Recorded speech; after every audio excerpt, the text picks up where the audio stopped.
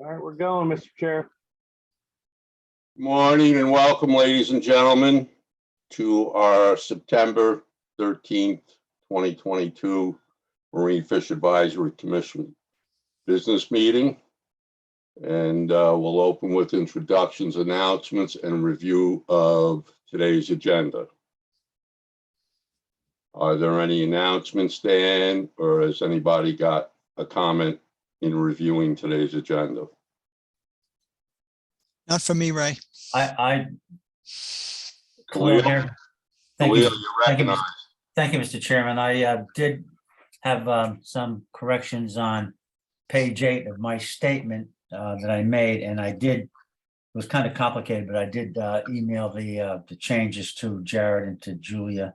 And so I just wanted to let you know that I did. I believe that will be under number 2, review and approval of the August 18th meeting. I'm sorry. I thought you were in the, you were breaking up. I thought you were in the agenda part. I'm sorry. I am. I'm in the review of today's agenda. No, I'm sorry. I thought you were in the minute part. I'm sorry about that.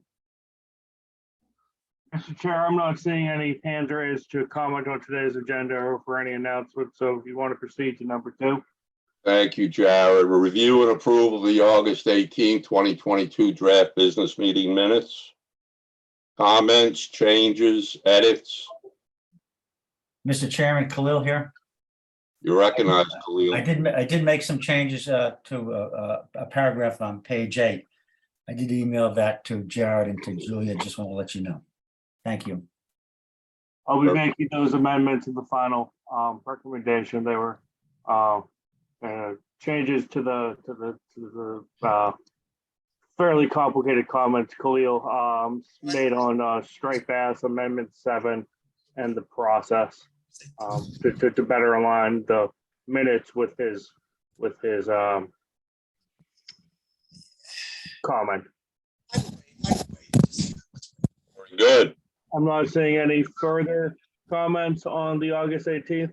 You would need a motion.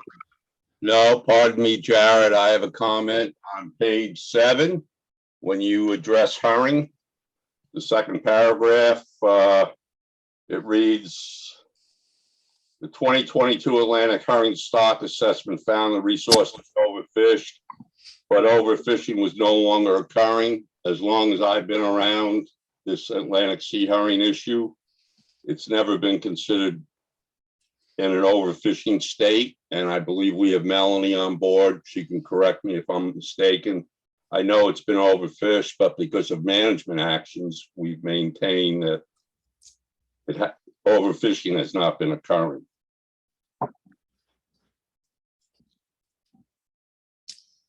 Melanie?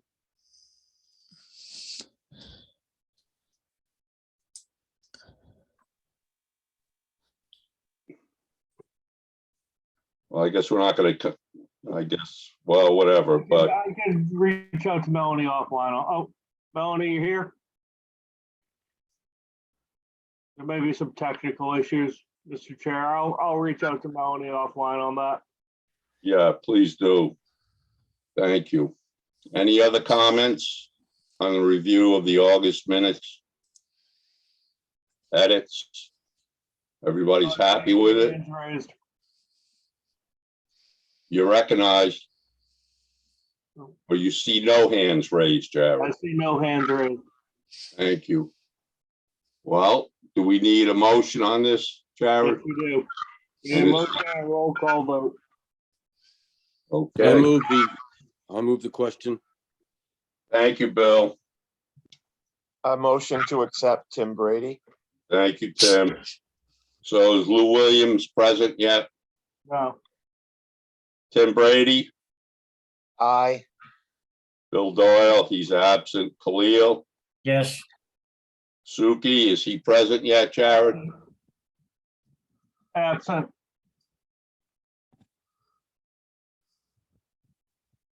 What was that? Is Suki present? Absent. He's absent. Shelley Edmondson? Yes. Bill Amaru? Aye. Michael Pierdnock? Mr. Chairman, I just have a question on the process. Is the motion to approve with the exception of the amendments, because we have that outstanding item by you requested, and we have not heard the details of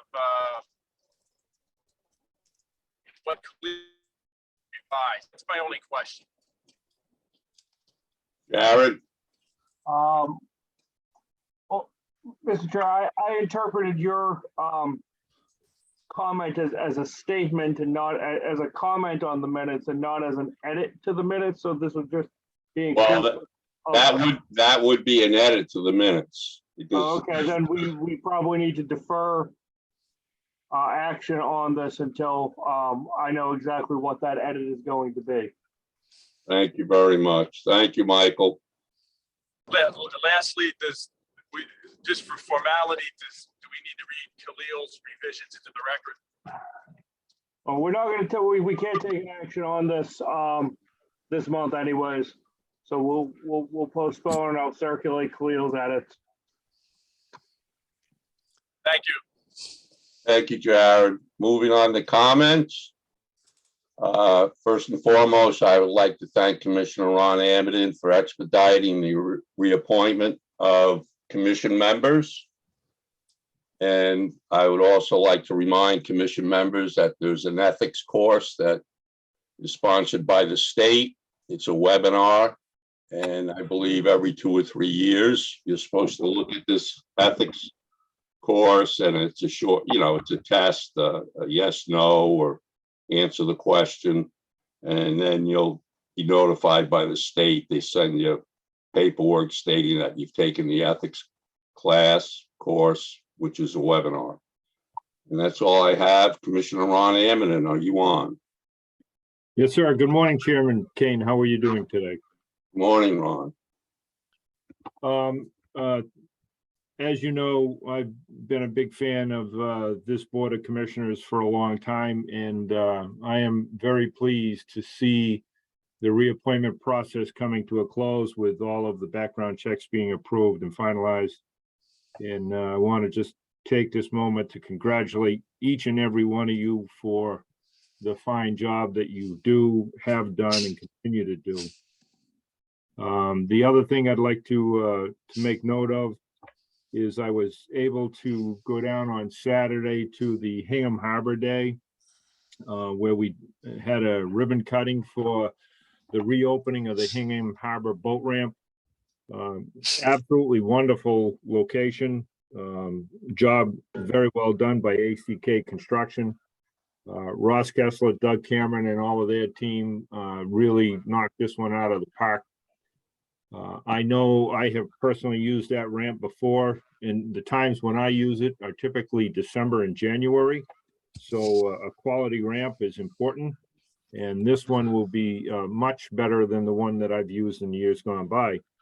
So great effort. Anybody needs to get a boat in and out of the water in that area, please go down and use it. It's fantastic. And kudos to all those involved in making sure that it came out as good as it did. And that will conclude my comments, Chairman Kane. Thank you, Commissioner. Moving on to law enforcement, or any questions for the Commissioner? No hands are raised. Let's move along to law enforcement. Lieutenant Bass. Good morning, Mr. Chairman. I be exceptionally brief. I don't think we have anything significant to report. We have a couple of, cases or issues, Gloucester, Chatham, and Outer Cape or whatnot.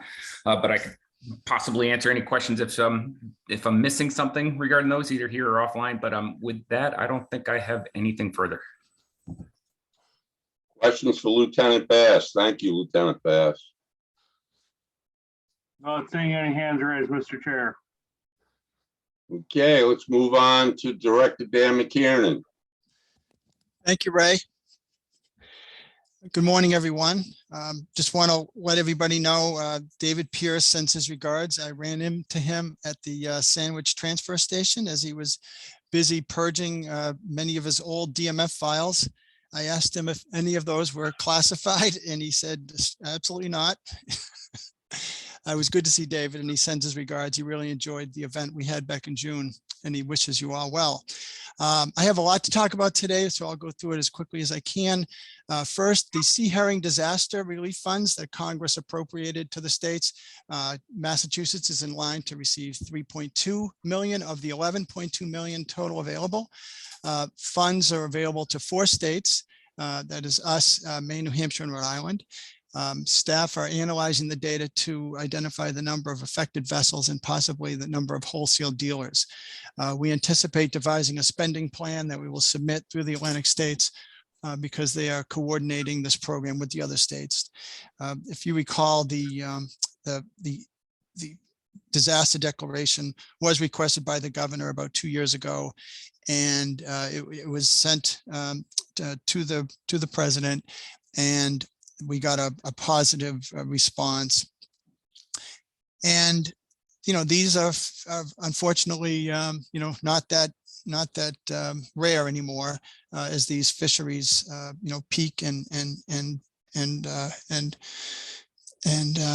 do suffer these rapid declines. So we will be working on this project over the next few months with staff. We have 2 major herring harvesters in the state, and also 2 major dealers, and they are the Norpel company in New Bedford and in Cape Fish up in Cape Ann. So there's a number of vessels. This is not like the groundfish plan where there were many small scale vessels. Most of the herring harvesters are fairly large scale. Next, I'd like to talk about the lobster fishery with a number of updates. The first is the state legislature, as I mentioned last meeting, has allocated $500,000 to DMF to assist lobstermen with the cost of the large whale take reduction plan. And we intend to use those funds to support those lobstermen who fish both state and federal waters in the same season because of our restrictive buoy line marking scheme. And this is a rule that you helped us enact. This rule requires a different buoy line marking scheme either side of the line, of the imaginary line. And most fishermen prefer to have a second set of buoy lines instead of screwing around with the marks on the vertical line at sea. And we estimate that a second set of buoy lines for most of these fishermen is going to cost anywhere in the range of like $3,000 to $5,000. And that's the typical award that we expect to be able to give out. And we'll be working with the Mass Lobstermen's Association. I should say that we'll be working with the Massachusetts Lobster Foundation, which is also a group that the MLA is involved with, and to help us disseminate those funds. Congress also appropriated some funds for gear mods and research, as well as vessel trackers, and we'll be working to disperse those funds over the fall and the winter period. The vessel trackers are going to be required as of May 1st, 2023, and that's going to be a focus of our public hearing this fall. There's been some developments on the legal front concerning the lobster fishery and right whale entanglements. A federal judge, Boasberg, has dismissed the suit filed by the Maine lobster industry and the Maine Department of Marine Resources about the federal plan, arguing that the remedy that is being proposed is excessive given the risk posed by its state's lobster fishery. In light of this decision, NIMS is now proceeding to enact more and more regulations to reduce risk for all the fisheries, all the lobster fisheries and possibly the gillnet fisheries as well. There's a 4-day meeting of the take reduction team on September 19th and the 22nd, and NIMS will attempt to seek consensus at a November in-person meeting on some new proposals. At this point, it remains to be seen how much more conservation burden needs to be levied on Massachusetts, because we front-loaded many regulations as part of the incidental take permit process. I will also announce the ITP was submitted to NIMS about 3 weeks ago. We're very proud of that, and NIMS is now mulling it over, and we do not know when they will respond back to us.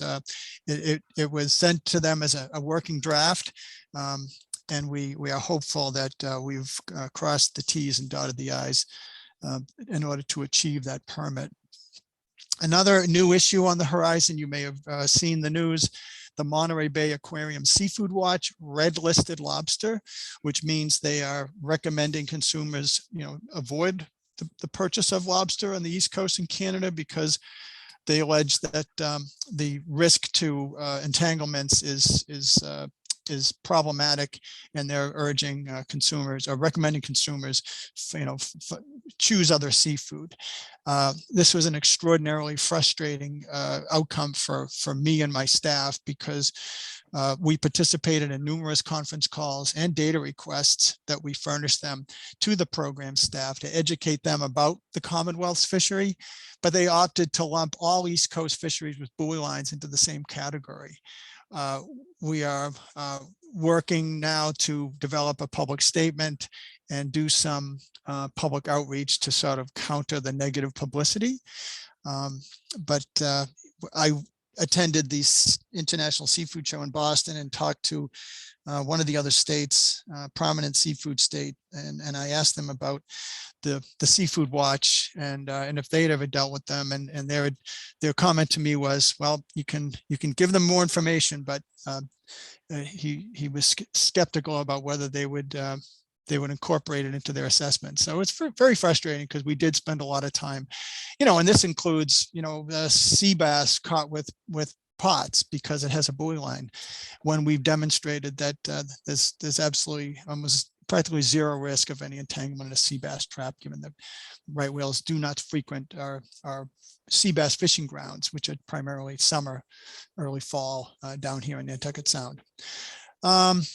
Staff are working with the department attorneys as well as members of the lobster industry and the Center for Coastal Studies to develop new statutes and policies and regulations about handling and disposing of lost and abandoned gear. These are traps that wash up on the beaches that are a safety hazard for beach walkers. These are traps that are lost on the ocean floor that can result in so-called ghost fishing. And these are traps that are abandoned or lost in closed seasons and areas that can cause entanglements and put our incidental take permit at risk, assuming we get one. I want to credit Julia Kaplan, who prepared a white paper on the issue as part of her UMass Boston graduate program, and thank the Mass Lobstermen's Association and the Center for Coastal Studies, who are involved with us to come up with reasonable solutions. The Marine Fisheries Commission Permitting Subcommittee is working to schedule a meeting to talk about permitting, and I'm very anxious to get this one off the ground. I think we're still working on trying to get schedules lined up so that the participants can be involved at the meeting. So much of successful fisheries management boils down to the number and scale of its participants, and I think we need to take a close look at the quota managed fisheries and see, and there'd be some obvious shortfalls in vessels and effort. I believe that I think we should come up with some new solutions if appropriate. And then the Menhaden fishery also is going to be facing some changes next year. Speaking of a fishery with a limited entry scheme, Atlantic States Marine Fisheries Commission is going to vote in the November meeting to approve a new addendum.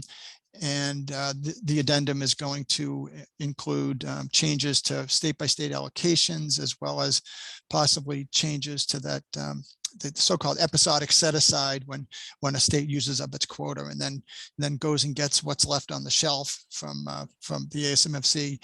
And then finally, the 6,000 pound fishery that takes, or trip limit fishery that takes place after the quota is met is also coming under a lot of scrutiny because it really is a direct fishery, and we've got to figure out a way to manage that a little smarter. There's a public hearing tomorrow night in Gloucester that is going to present the ASMFC's addendum, and then we're going to stick around for an hour after and have an extended conversation with any of the fishery participants at the same time. So those are my comments, Mr. Chairman. Thank you for letting me go a little longer than normal. I can take any questions. Questions for Director Dan McKiernan? I don't have a question, but I have a comment. Bill Amaru. Bill, you're recognized. Thank you, Mr. Chairman. Dan, thank you again for an excellent presentation. It didn't go on too long. It went on just the exact correct amount of time to explain everything in detail, as you always do. I would like to say that as a commission member, and I hope the commission feels the same way as I do, that the kind of response from environmental organizations such as the red listing of lobsters, the way they have managed that, runs amok towards the need for intelligent and meaningful management decisions and conservation actions, which have already been taken on these issues. This does nothing for their organization but lower the level of which they can be believed. And it is necessary that there be a watchdog agency or organizations that can keep an eye on things, and they lose their credibility when they act the way they have. And I want to go on the record as an individual fisherman and as a representative of industry in saying this in the strongest manner possible. Other than that, I have nothing else to say at this time. Thank you, Bill.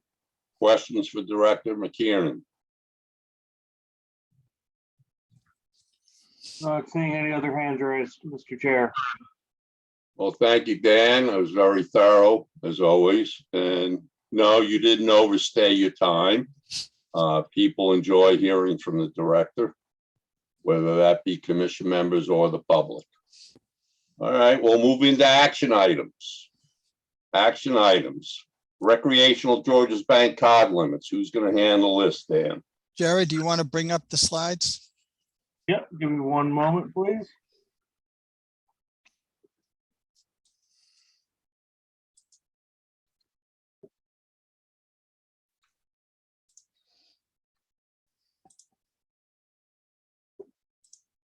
All right. So just a quick intro, and I'll let you take it from on the technical side, Jared, is we held a brief public hearing. We had 2 participants just prior to this business meeting. We did get some comments, mainly, I think a lot of those comments were more suited to the council and NIMS because our proposals are to complement those.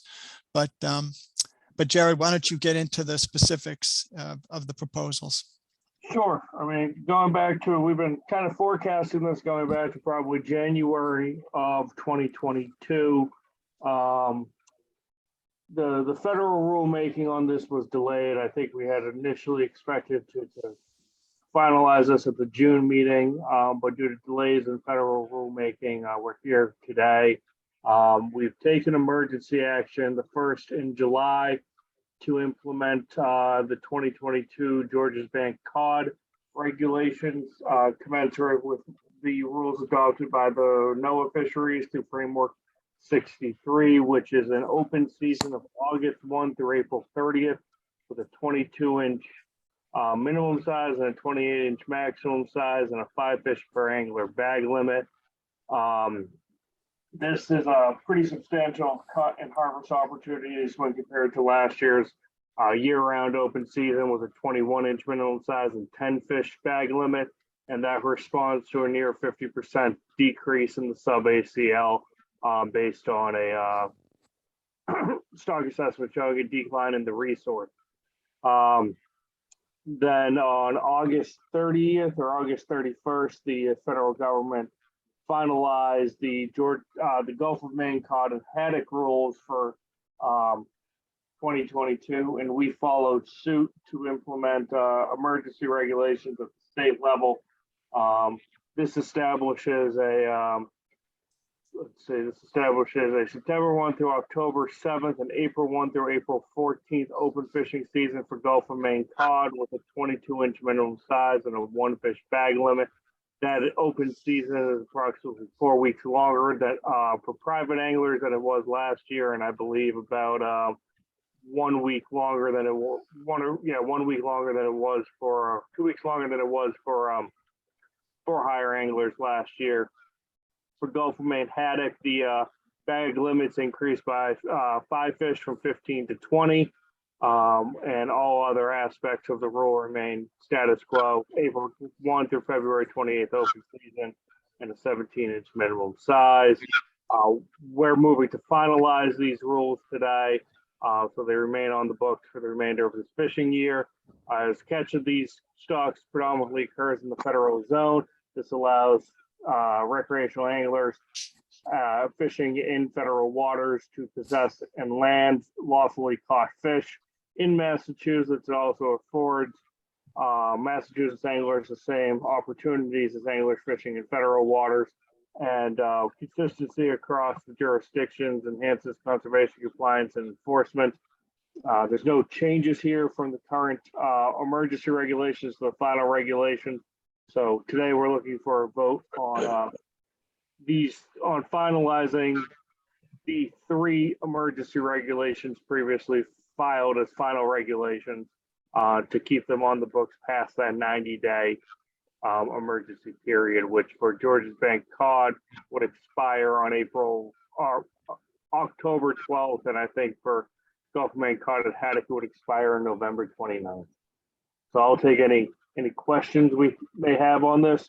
I think Dan summarized the public comment received at today's public hearing well, and the public comment received in writing was very similar, and that was provided to you with the memo sent out late yesterday afternoon. Questions for Jared? Mike Bearnock? Michael, you're recognized. Mr. Chairman, I don't have any questions. I do have a comment if that's appropriate. Yes. No, thank you.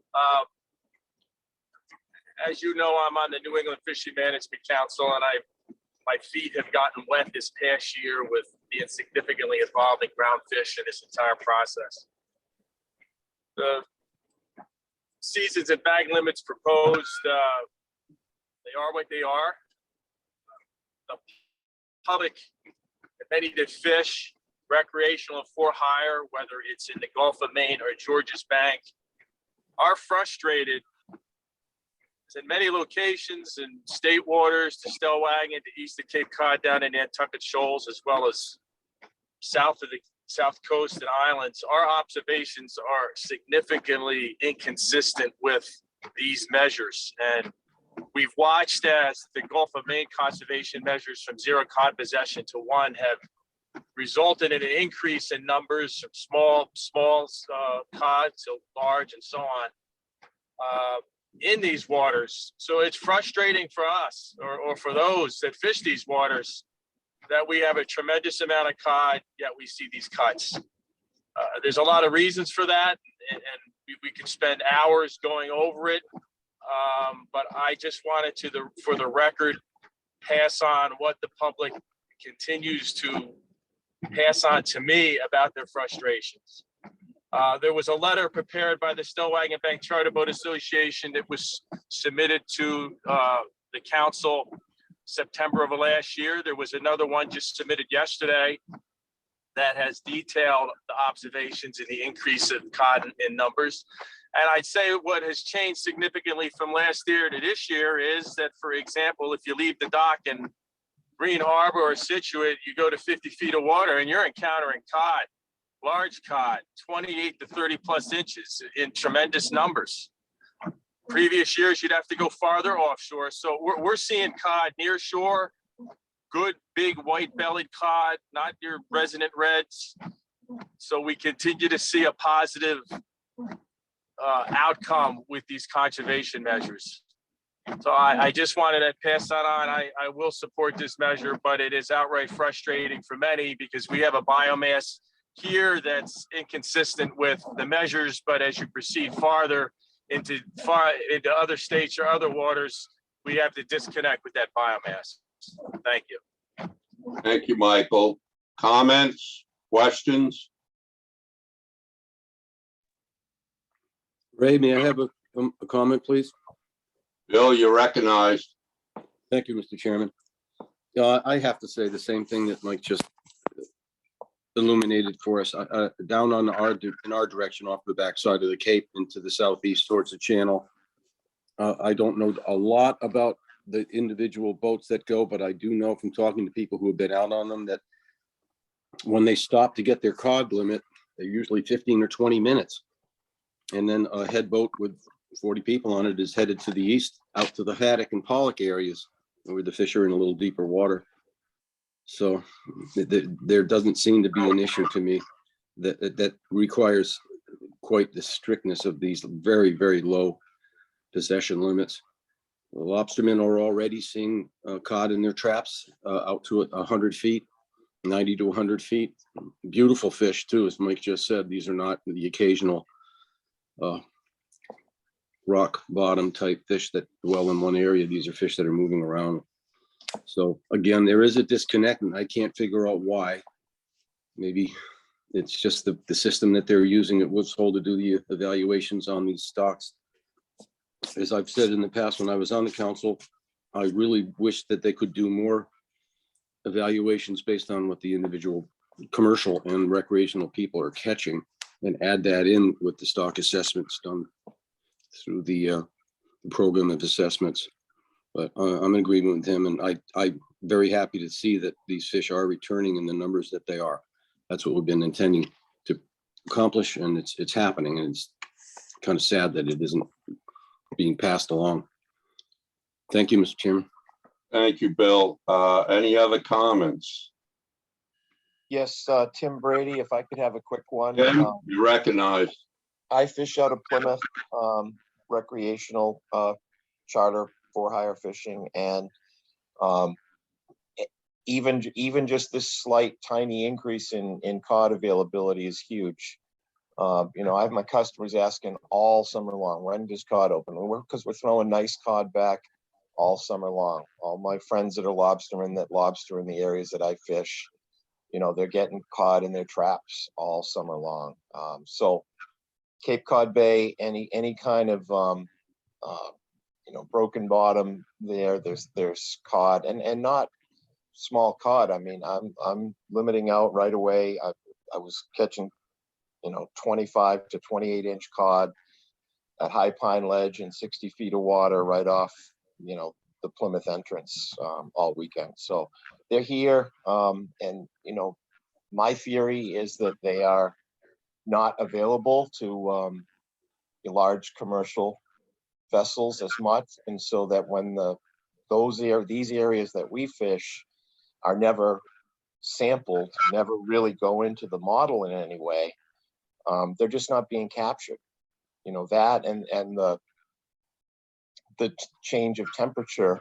You know, there was a drastic temperature change 5 or 6 years ago, and spiny dogfish that used to fill Cape Cod Bay every summer moved north, and now they don't come south of Scituate. They just don't into Cape Cod Bay, you know, where I fish. So it's, you know, water temperature is just a huge piece of this. And if you're only sampling from one geographical location, as that water temperature changes there, the whole biomass of whatever is there that is temperature sensitive, and we know that these fish are temperature sensitive, has just moved. So you can drag that as long as you want. Unless that temperature goes backwards back to where it was, you're never going to see those fish again. So just wanted to throw that in. I know I'm just reiterating what a few other people said, but just this small cod opening is just huge for recreational fishing in Cape Cod Bay. Thank you. Thank you, Tim. Jared, has Melanie got audio? I do, Mr. Chair. Could we, Melanie, you also sit on the council, could you address the issue?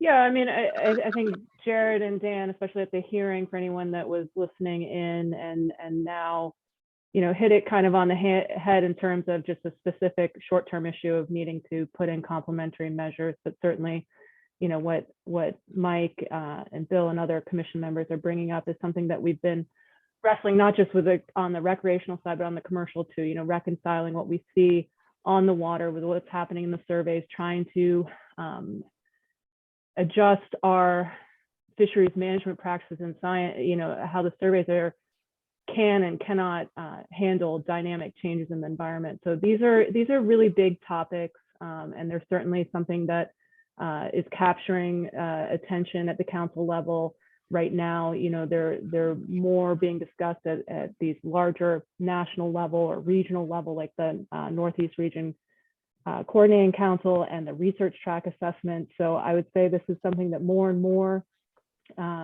we're going to see hopefully some movement on, and certainly that's a priority, I think, in my mind, that we need to keep focus on the management and science side to help reconcile some of these differences that we're seeing and how to move forward in these really dynamic conditions. So unfortunately, I don't have a satisfying answer, but certainly I'm well aware of what Mike and others have criticized here. Thank you very much, Melanie. Any other comments or questions? Director McKiernan.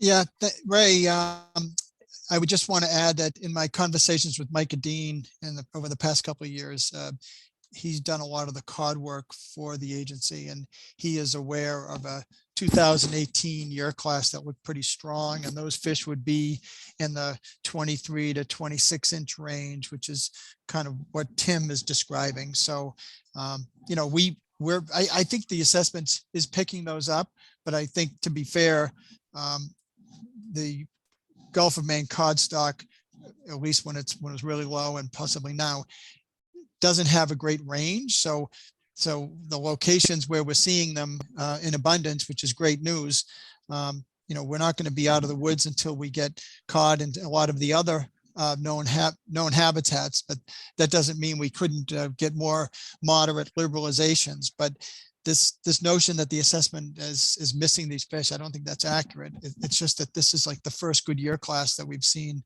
in a while, and it should be celebrated. It should be protected. We should be really pleased with that, given all the pain that we've inflicted over the past handful of years.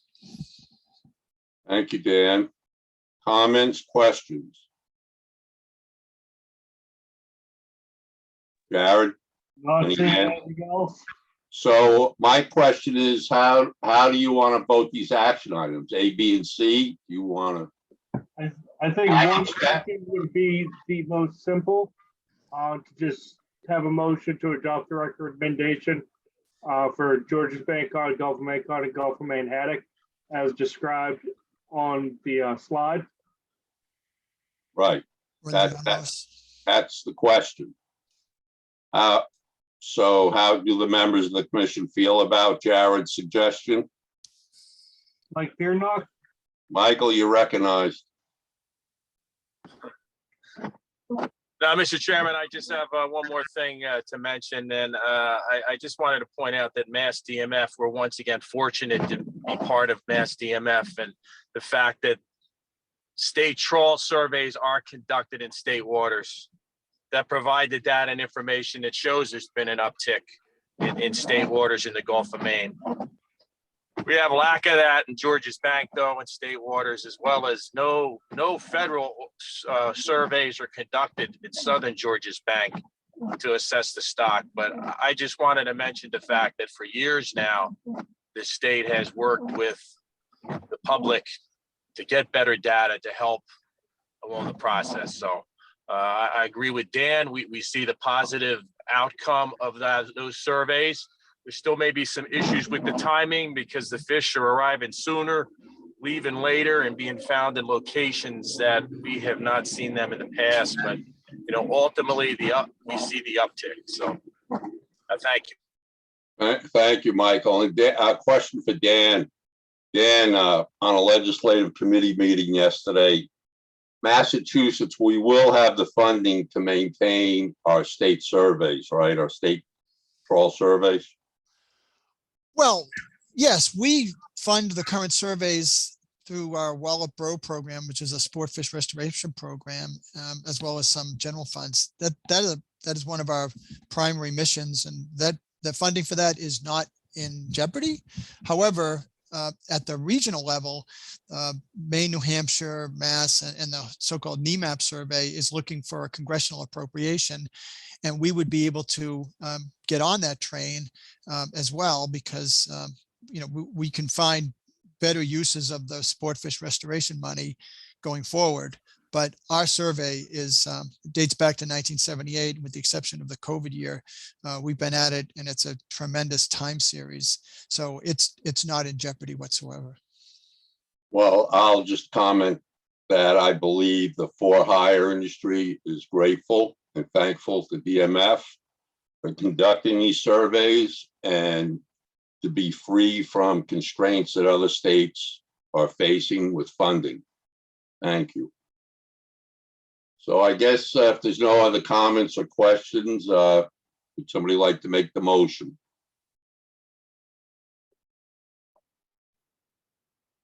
Jared?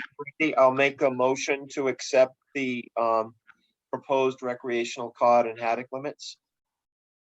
Need a second? Shelley will second it. Shelley, was that you? Yes, I'll second it. Thank you. Thank you, Tim. Thank you, Shelley. And this will be a roll call vote, Jared. That's correct. You want to call the names, being how you know who is present? I can. Tim Brady, Yes, Tim Brady. Bill Amaru, I'm going to abstain. I can't vote in favor of a one fish limit in the fishery that is abundant as it is. I just can't do that. I'm going to abstain. I appreciate the division's work on this, but that's my vote. Khalil Bogdan, Yes, Mike Pearnock,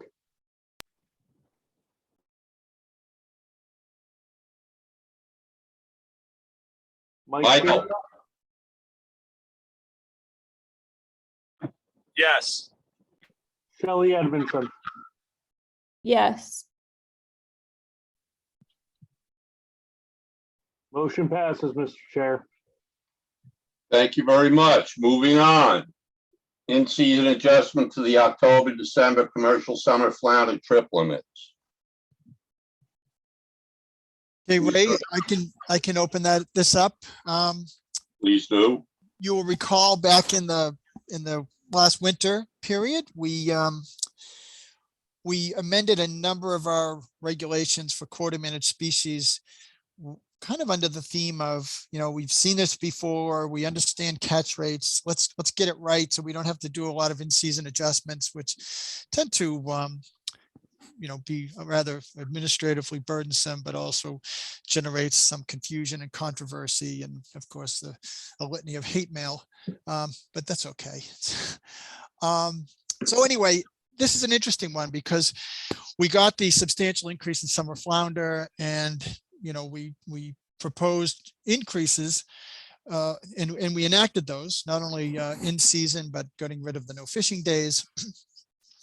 But our summer flounder fishery is not on track to reach its quota by any means. And what is featured in the fall is, and has been for the better part of 20, 30 years, is fisheries and vessels coming from some of the mid-Atlantic states up here and steaming all the way back to those states where they have higher trip limits. So what we're proposing today is to do an in-season adjustment by sort of examining the unused quota, which I think is in the range of about 800,000 pounds or so. It's pretty substantial.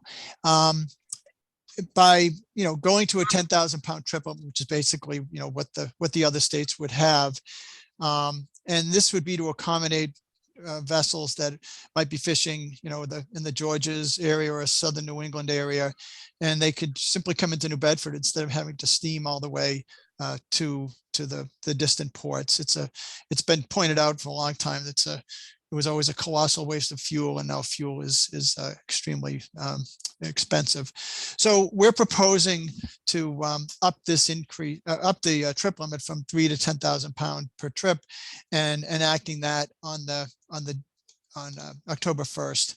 I will note that the recreational fishery closes on September 29th, or after September 29th. So the two fisheries won't be happening simultaneously. We might come back to you in the late fall, maybe about 2 or 3 months, and see if we should do this again for the opening of the winter season as well, because of the large trip limits that we have. And it makes little sense to force boats to travel further than they have to. So I'd like the commission's support to do this. The regulations provide for this kind of a process where we hold a public comment period, which we've done. And then I come to you with a recommendation, and we can do this based on our ongoing monitoring of the quotas. We won't need to do this, I don't think, for any other species where we could bring those kind of benefits. We have some other quota managed fisheries that's going to be coming up in the discussion part of the meeting, actually next.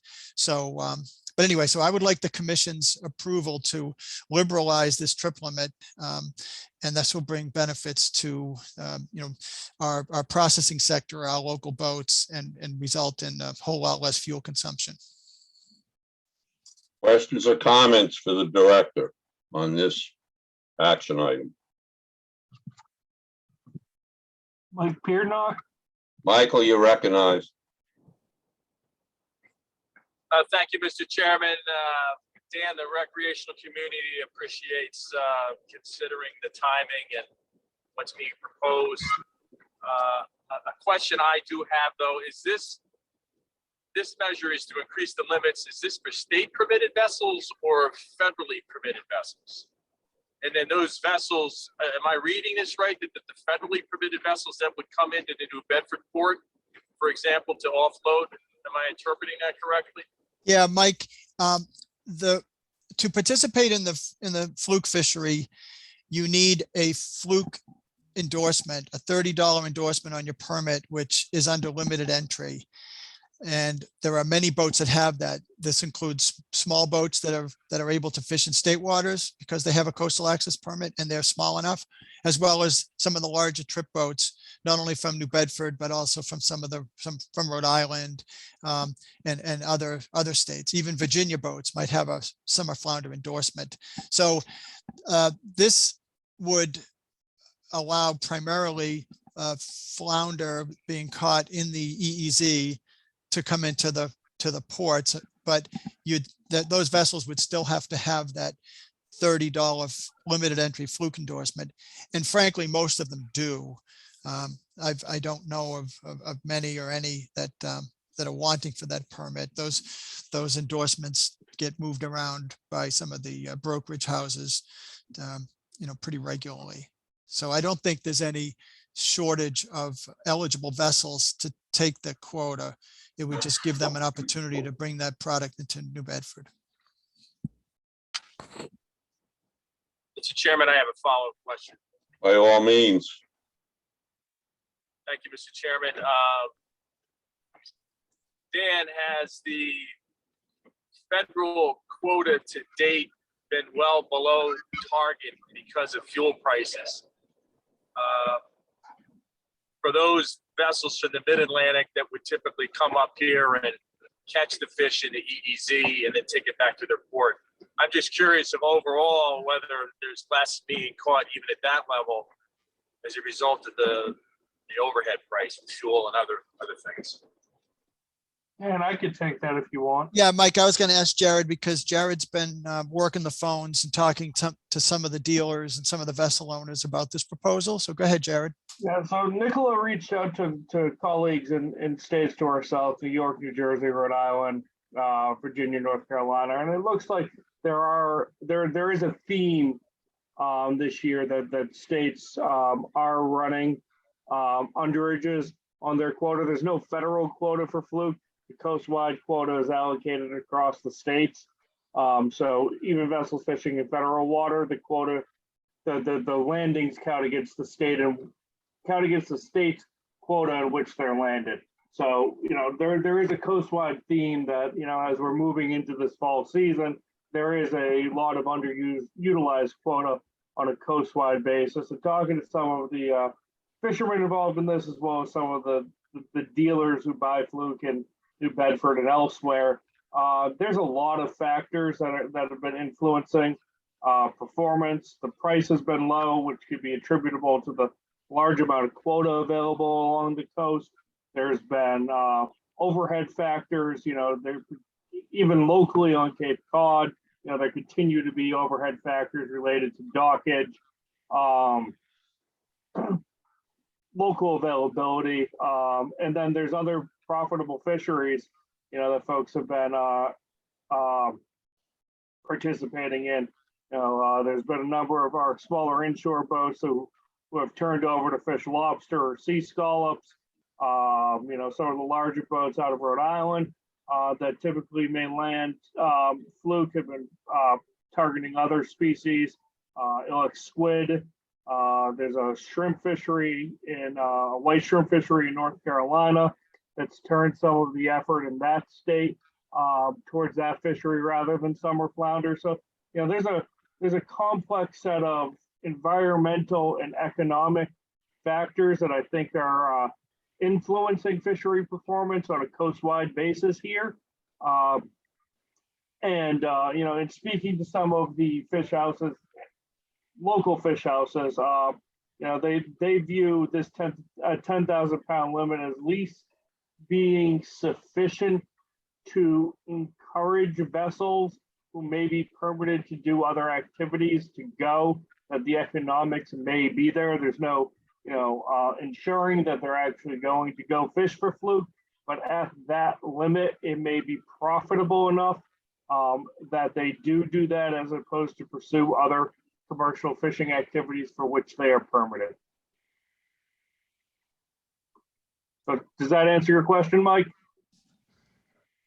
Yes, just one last follow-up. So if I interpret this properly, if I'm a vessel from the mid-Atlantic and now I get that state permit, I now will have the ability to land the summer flounder and bring it into the New Bedford port for sale.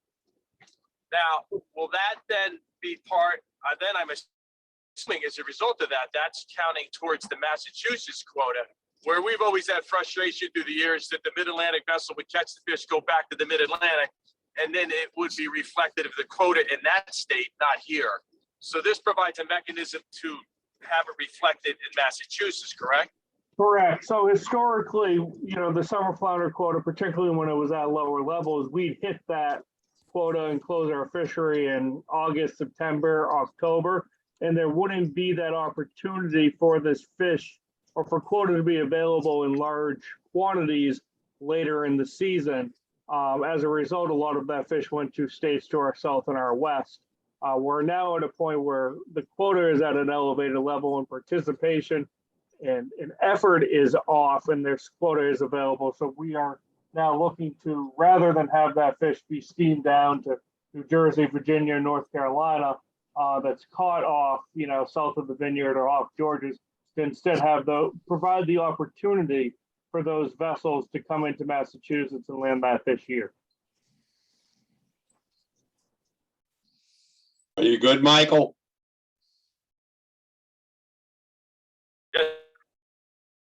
Michael, I think he said yes. thank you. If everybody looks in the chat box, you'll notice Nicola Meserve posted coastwide 2022 landings are tracking a little above last year. And that should be noted that the quota also increased substantially. The coastwide quota increased from last year. So landings may be up compared to last year, but we have more quota to deal with. Exactly. The quota increased by 39. Well, no, that was our share. So I defer to Nicola as to what the overall coastwide increase was. I think it was about 24%, but I'd have to double check. That strikes me as being right. Mr. Chair, I'm not seeing any other hands raised. Then we need a motion. Who would like to put a motion forward?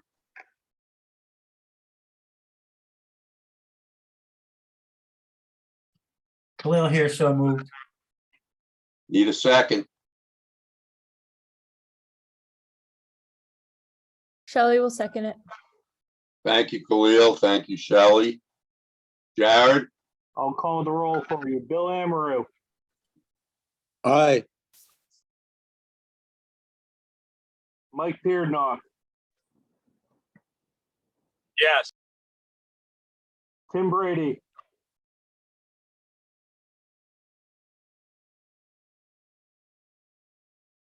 Tim Brady, I'll come back to Tim. Shelley Edmondson, Yes. Khalil Bogdan, Yes. Tim Brady,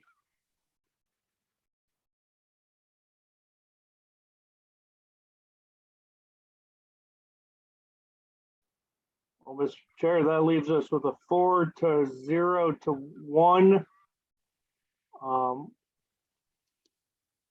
Does not yet have an approval of the quorum.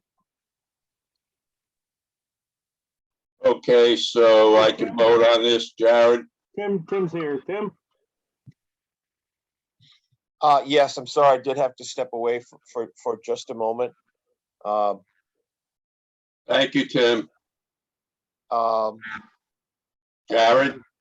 Tim, was that a vote in favor? yes, vote in favor. Thank you. The motion passes 5-0, Mr. Chair. Thank you, commission members.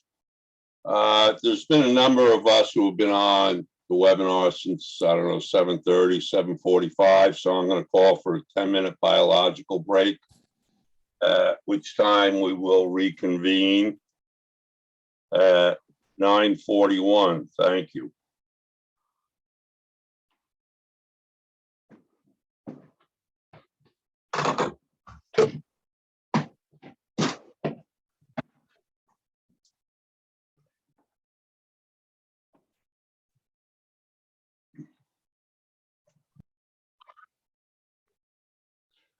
Moving on to discussion items. The 2022 Quota Managed Fishery Performance Update. Dan, who's going to This, lead this? I believe Story is going to lead this discussion. Yep, I'm going to share my screen now and Anna's going to help me out. Good morning, Story. Good morning, Mr. Chairman. How are you? Good, and yourself? Great, thanks. Can you see my screen? Yes. Great. So the quota monitored portion of this is a follow on from what you all saw just really 3 weeks plus ago.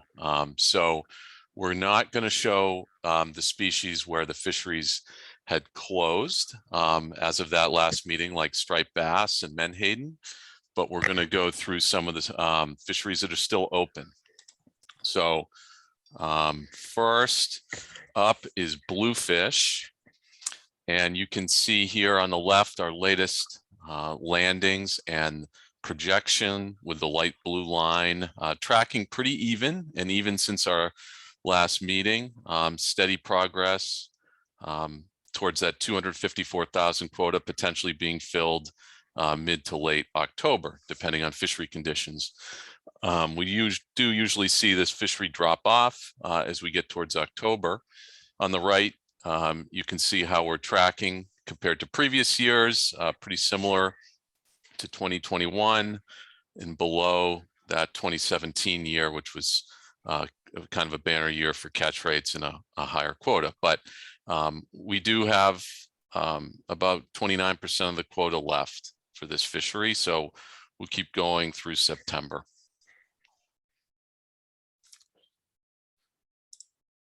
Black sea bass with an increased quota this year, nearly 1 million pounds. We're tracking very similar to the previous years, a bit higher than 2021. And we do have, and Jared, help me if I get this wrong, but we do have a possession limit increase scheduled in the regs coming as of the 15th, 2 days from now, because we do have more than 15% of the quota remaining. So the possession limit for pots will go from 500 up to 600. And the hook and line and other gear possession limit from 250 to 300. So that trigger, it will be triggered for those possession limits to go up. And we'll see how this. Eliminate closed fishing days.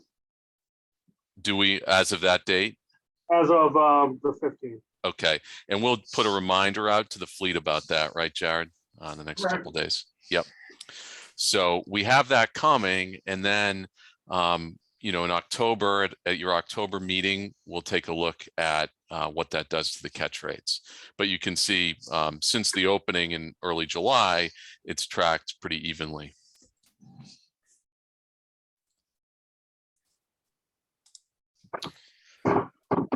Fluke,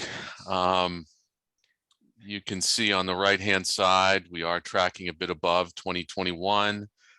We did have the possession limit increase on September 1st. Perhaps we're starting to see a little bit of that reflected in the landings, but it's early for us to see that because right now we're actually still waiting on some reports for last week. So in October, we'll get a better view of what that September 1st change did for the catch rates, but we do have still 60% of that significantly increased 2022 quota left available. Hey, Story, can I Yep. ask about the winter fishery? We set aside 30% of the annual quota to the winter fishery, but it looks like we didn't reach even though the curve levels off. That's right. Yep. That levels off based on the dates. the dates and the lower trip limits, right? That's right. We did not hit that threshold this year. Okay. I think we got fairly close. I don't have it right in front of me, but we did not hit it. Okay. The horseshoe crab bait fishery, you can see on the right, the 2022 landings are still tracking below previous years, but pretty consistent landings rate. You see a little bit of a tail off on the graph on the left, but you know, that's right at the very end of the reporting period. So we'll see if that holds.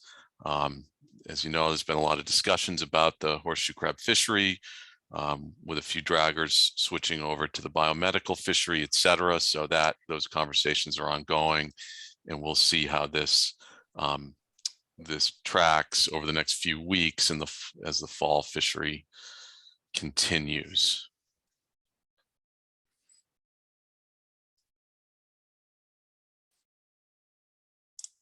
So that's what we had for a quota monitoring update. Are there any questions on any of those slides for us?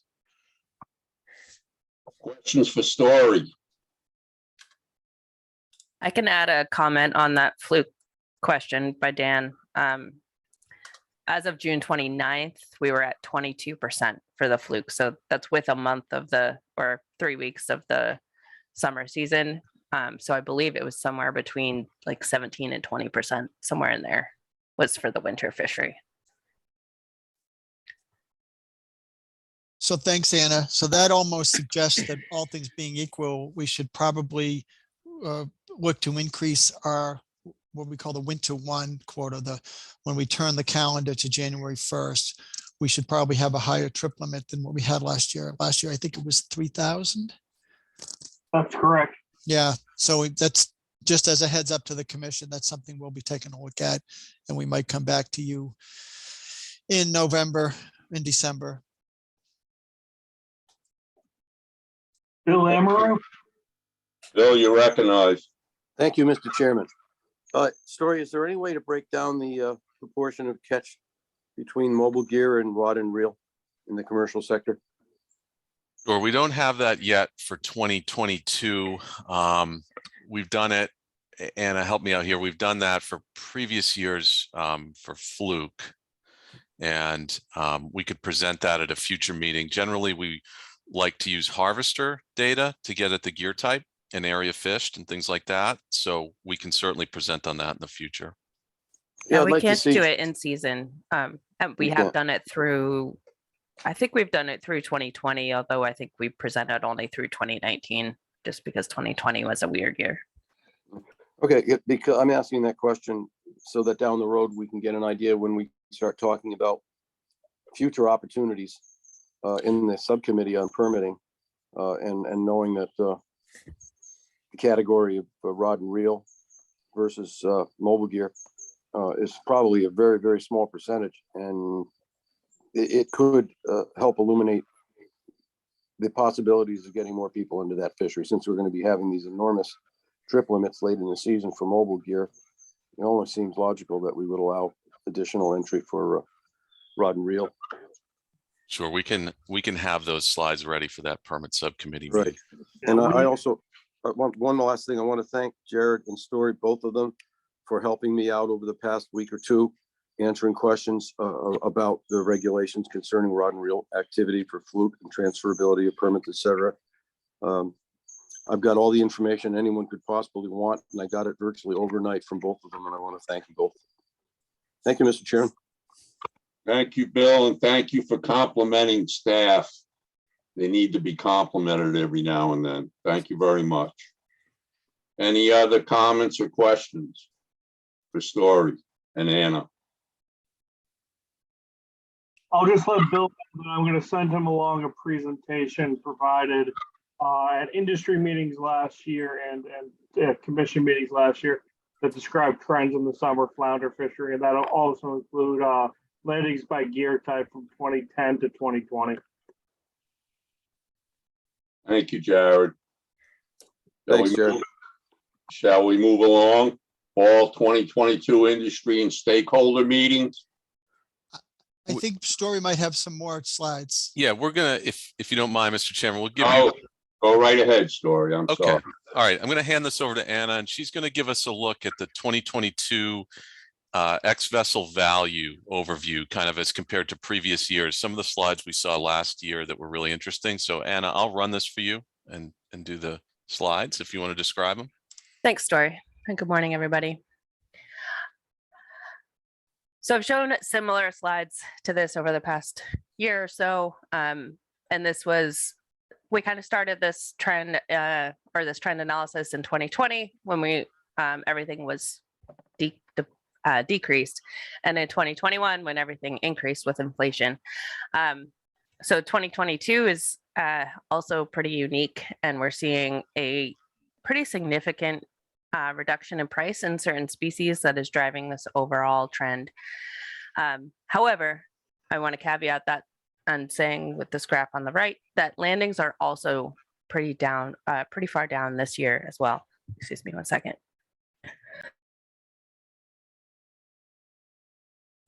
Sorry, I have a cough, and so if I talk too long, I will start coughing and try to put myself on mute. But so our average, our total ex-vessel value is down compared to 2021. It's about now, it's equivalent to where it was in 2019, but you can see on the graph on the right that 2019 landings were actually up in that year. So it's a really interesting story that's playing out with the inflation impacts from inflation. The total landings and total value are driven by sea scallop and lobster, and we'll go into those in detail in the next two slides. You can go to the next one. Sea scallop does drive the majority of our overall trends. It's more than half of our value in general. And you can see that it is down, prices are down, landings are also down. So that shift started in about, actually right around July 1st. And that summer season did not pick up like it normally does. You can go to lobster as well. And similarly for lobster, again, price has been down.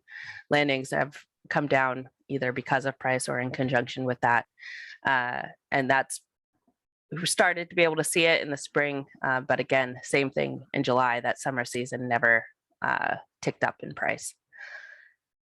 And then lastly, oyster, which is our third highest valued species, that trend has not changed at all in 2022. So it's kind of an interesting story, and some sectors are getting hit a lot harder than others.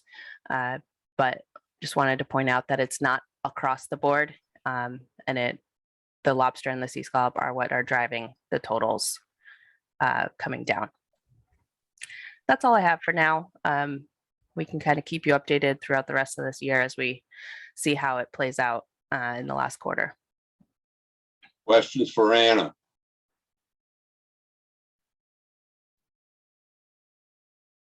Not seeing any hands raised, Mr. Chair. I have a question, comment. Realized with the pandemic, a lot of people started eating at home. They learned how to cook fish, being how the restaurants were closed. Could that be a reason why the prices were higher in 21? Has anybody looked into that at all? There was a lot of domestic consumption, you know, in the house, as opposed to going out to restaurants. I don't think we've looked at anything specific. It plays into the larger inflation story. So prices were just up for a lot of commodities, not just seafood. The lobster price in 2021 was even more inflated than maybe some of the other species. But I think we've had any economists look at what actually drove some of those increases. Well, just a follow-up comment. I believe a lot of the lobster industry, a lot of their product goes to China, and the scallop industry, that's an international market. And we know that there are a lot of other nations facing inflation right now. So I would keep that in mind. And again, it's interesting because the oyster industry did not really see that inflation as much as some of the other industries, or the drop after in 2022. And Anna, maybe you can answer this. What's the export value of oysters? I'm sorry, what was that? What's the export value of oysters, or relative to other fisheries? Are oysters like 50% exported, or is it a much lower number? I don't actually know that. The Fisheries of the U.S. report may get into that, but I'd have to look at it. Thank you. I think the oyster exports are very small. In fact, Yeah. only recent, and if Bill Doyle were on the call, I think he would describe this. It's only recently that the European Union was finally going to accept oysters, our oysters, and 2 other states. And that's challenging because it has to be exclusively from what we call, open areas or approved areas, not conditionally approved. So there's a bunch of areas that are like just that second tier that aren't allowed to export. But I think almost all of our oyster users are the restaurants, the domestic restaurants. Right. Thank you, Dan. Thank you, Anna. Any other questions or comments for Anna and Story, or have you got more slides, Anna? Story, have you got more slides in this presentation? Nope, this is it. This is it. That sounds pretty nice. My hand is up for a comment. Yes, Bill, you're recognized. Thank you, Mr. Chairman. I hate to be the one to bring this point forward, but I'm going to have to. As a commercial fisherman, which I still am, and I know a lot of other men and women who make their living out on the water, the reflection of the increased prices because of inflation, unfortunately, haven't paid out in the pockets of the active fishermen. Not in all cases, that's for sure. It certainly has with shellfish. It has not with finfish. And part of the reason is that because of the scarcity of locally caught and shipped fish in our region, many restaurants and markets have turned to international marketplace supplies. And we all know that this is happening. And it's a very good quality product that competes nicely with ours, our local caught cod, haddock, pollock, and hakes, et cetera, et cetera. But the reality of it is the prices that we're receiving now are not a heck of a lot different than we were getting 22 years ago, believe it or not. I mean, everything has gotten so much more expensive. But the fluke price that I'm currently fishing rod and reel with a friend of mine on fluke, and I was getting the same price in 2002 for my fluke as we're getting now in the wholesale marketplace. Hard to believe with the increases of everything going the way they have. The thing that saves us, I suppose, is that we do have a lot greater quota of volume now, and as a result, our trip limits are higher, and we're offsetting some of that through weight. But just so everybody knows, when you see these kinds of numbers, it doesn't always reflect the benefit accruing to the individual on the water. Thank you for that, Bill. Remember when we used to sell cod cheeks? I sure do. Well, we used to get paid, what, $1 a pound for them? That was damn good. I never got that high. And today you can go to the market and buy cod cheeks, which are cut. You know, they're shipped in from Iceland and Norway. Right. For $14 a pound, which is, I find, still a deal when you walk into a fish market, because Yeah.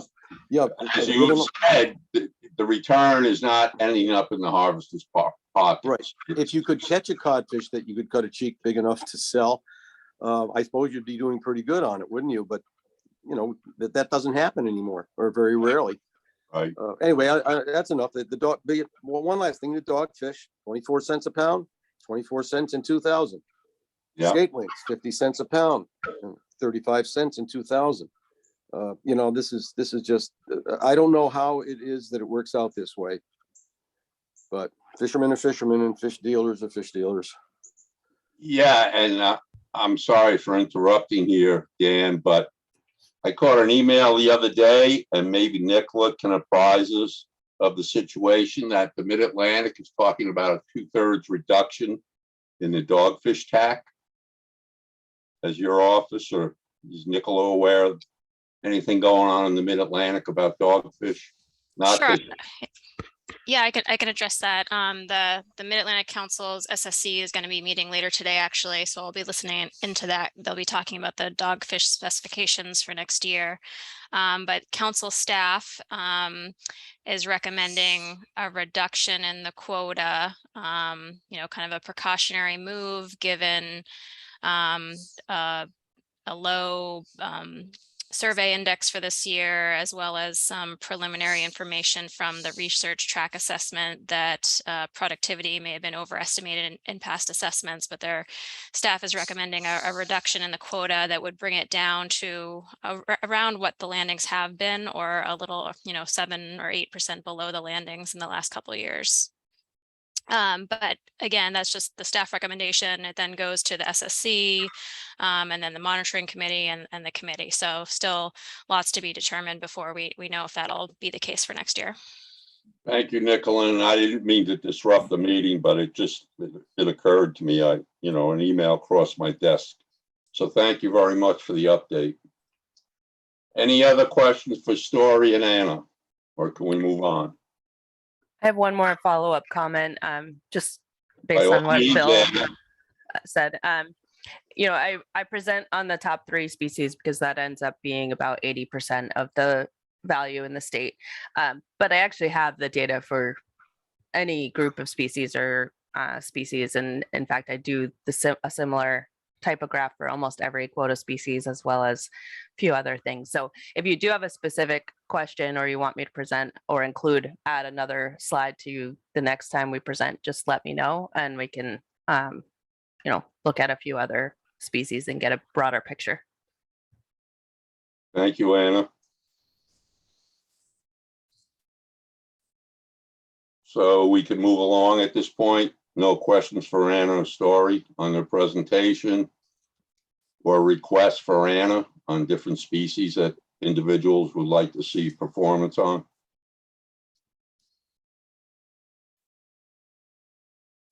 Okay, we'll move along then.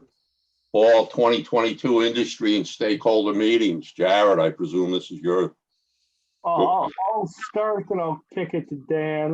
You know, Dan stated in his comments, and it's just worth the reminder that tomorrow night in Gloucester, we are having a Menhaden industry meeting following the ASMFC public hearing to discuss, you know, potential quota management challenges pending the potential changes to the FMP for 2023. And how those changes to the FMP may end up playing out, or how industry may want to see them playing out in the state water management of the fishery, as well as enforcement and compliance challenges that have come up over the past year or so. And I imagine we'll also be convening the fluke trawl fleet at some point this winter to go over performance this year, as you know, I think the economic and environmental factors there again have skewed participation And again, we're underutilizing the quota by a substantial amount. So further tweaks to that fisheries regulatory scheme may be appropriate moving forward, given this elevated quota. And then Dan, would you want to speak to horseshoe crabs? Yeah, thanks, Jared. Horseshoe crabs and also menhaden. You know, if I had $1 for every call that Story and Jared took from constituents on those two species, I'd be buying everyone lunch for a long time. Those two species were very time consuming for us. And that's usually a sign that we need to shift gears a little bit. On the menhaden front, I mentioned earlier that there's a new addendum, but I think there's also some trends in that fishery that need to be kind of reconciled or addressed, and that is the use of carriers. You know, we're in a good place with menhaden, unlike our sister state to the north, where they have you know, in a huge number of participants and very low trip limits and a real management challenge. Our menhaden quota is taken by, you know, less than a dozen individuals that are well regulated, experienced in taking this, because it is challenging, as Mike Peerdenuck knows. The interactions between the rec sector and these commercial boats working inside some of the harbors and bays can get very contentious. And I think our limited entry scheme has worked well, but one of the challenges we have now is it is a very short season relative to the directed fishery, and there are competing interests for this quota, and there are vessels that fish at different scales, and everybody has an idea about how we should do it, and it should be different. And so we're planning on getting some of that feedback tomorrow night, and we'll be coming back to you, you know, seeking some potential changes for next year. You know, the season start, you know, the trip limits, you know, there's something that like Maine is doing, and also you know, Rhode Island does it for a lot of species when they have a small number of operators, and that's a weekly trip limit. It sounds like it'd be less likely to be enforceable, but you know, all eyes are on these folks, and I think it's something we might be able to accommodate, a weekly limit instead of daily limits. We also have some compliance challenges that I want to address. It is a fairly difficult fishery to oversee with a lot of scrutiny, because there is a tradition. Some of the inshore seiners have historically caught fish and delivered right over the rail, right out on the water to lobstermen. There's a lot of good that comes from that. We just want to make sure that all those fish are accounted for, and that the system has the integrity that the public should expect. So I guess I'm just giving the commission a heads up that behind the scenes, the staff, you know, Story, Jared, Nickel, and myself, we're going to be working hard on listening to the menhaden folks to come up with some recommendations for next year, and we'll be bringing that to you in a future meeting. Horseshoe crabs is a whole another challenge. This year, there was a new company that came into town. Its name was Charles River Labs, which meant we had two companies that were participating in the biomedical fishery. And this fishery is really complicated because the biomedically harvested crabs are intended to go back into the water from the locations that they were caught. And you know, that's been fairly easy when it's just been a few hand harvesters working Pleasant Bay. But as we've grown in the demand for this, and as we have more and more vessels participating, we have some challenges there, because the assumption is there's a 15% mortality rate attributable to the bleeding exercise, but there may be a higher mortality rate attributable to the harvest and handling as well. And so I think we have to come to grips with that. We also need to kind of make the biomedical trip limit and the bait trip limit somewhat comparable, because when one was higher than the other, when the biomedical trip limit was 1,000 crabs, a lot of boats simply opted to go over to biomedical so they could catch more crabs. And that's that's not really what's intended. We want to make sure that those biomedical crabs have, you know, a lot of effort expended to the ensured survival of those crabs after the experience of bleeding. Meanwhile, you've got some of the crabs that are destined for the bait market that are also bled. And we think that's great, right? That's, in fact, in our collective view in the office, every crab that's taken for bait purposes ought to go through the bleeding process, you know, for the benefits that company or that process and the products bring to society in terms of the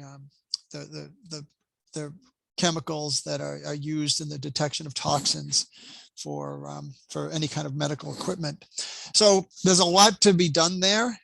It got a little chaotic this year because, like I said, we had a new company. And so we were trying to accommodate, you know, all these various interests, and it got a little bit challenging, but I think we've learned a lot. We're having meetings with different user groups. We are meeting or planning to meet with each of the biomedical firms. And then there's another group that is concerned about the conservation of horseshoe crabs. And we have a meeting scheduled with them as well.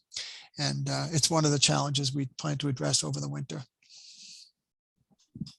Questions for Dan? Bill Amaru? William, you're recognized.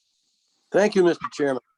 Well, I've had the pleasure of being able to work with the new company down here in Chatham, Harwich, that's doing the biomedical aspect of horseshoe crabs. And I can tell you from my experience that these crabs are handled with the utmost of care, concern, and rapidity of re-entry back into the water. And the statement you made, Dan, about the percentage of mortality being as high as 15%, that may be true in the past. I can't say, but I can tell you that the ones that we're handling and getting back to the water, and I'm one of the people that returns the bled crabs to the water. We have a barrel with 80 crabs in it, and we have 2 that are weak, which are considered later, if they don't respond after putting back in the cages, they're dead. That's about average.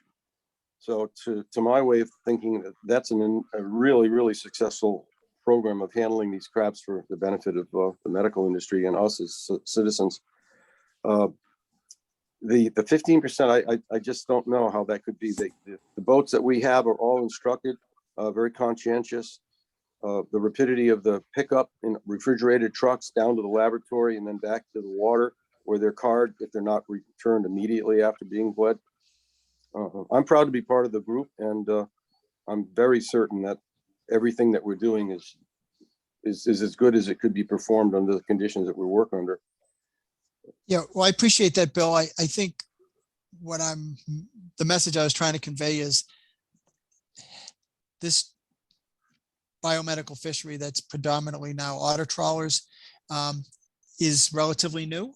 And so I'm really glad to hear that that's your observations, but because we're kind of in an uncharted territory a little bit, because most of the crabs in the past that have been bled were hand harvested, you know, from the embayments, although there was some, but most of the dragger cod crabs were destined for the bait market. So this is an evolution in the plan. And, you know, I would trust horseshoe crabs with you, Bill. I would trust my family with you. So there's no doubt that you're very conscientious, and somehow if we just need to make sure that that's written into some kind of. Absolutely. I couldn't agree with you more. And you know, the only thing I'm trying to bring forward is that we're aware of that, and we do need to have an outside party or the division, you know, be involved as much as you need to be to evaluate that. And I'm sure that the numbers are going to come out surprisingly positive. Yeah. Good to know. Well, thanks for that. Okay. Thank you, Bill. Any other questions or comments? Not seeing any other further questions, Mr. Chair. Thank you, Jared. We'll move along to Amendment 23, an allowance for maximum retention of groundfish. I presume Melanie's going to handle this. I think it's Story, because I think Melanie's on a scallop call. Okay, fine. Story, you have the floor. Sure. So I don't have any slides. I'll talk this one through. We have accommodated a federal experimental fishery permit for max retention that was run by the Gulf of Maine Research Institute for the past 2 years. And what we had to do at the state level to accommodate this program, and I'll explain the program, what it was to prove the concept that electronic monitoring in combination with dockside monitoring, the fishing vessels, the federal fishing vessels could be keeping some multi-species species of groundfish below minimum size. So that's the concept of the program, that through all this monitoring, they would be retaining everything, max retention of these certain groundfish species, and it would all be accounted for. So to accommodate that at the state level, we had to provide an allowance to land that fish that was undersized relative to our state minimum sizes for certain groundfish. So we gave them a letter of authorization, the vessels, to do that, as well as the dealers they were being landed at. And those, we knew exactly who those 6 or 8 vessels were. The participants changed over time, over the life of the program, and Gulf of Maine Research Institute kept us apprised of that.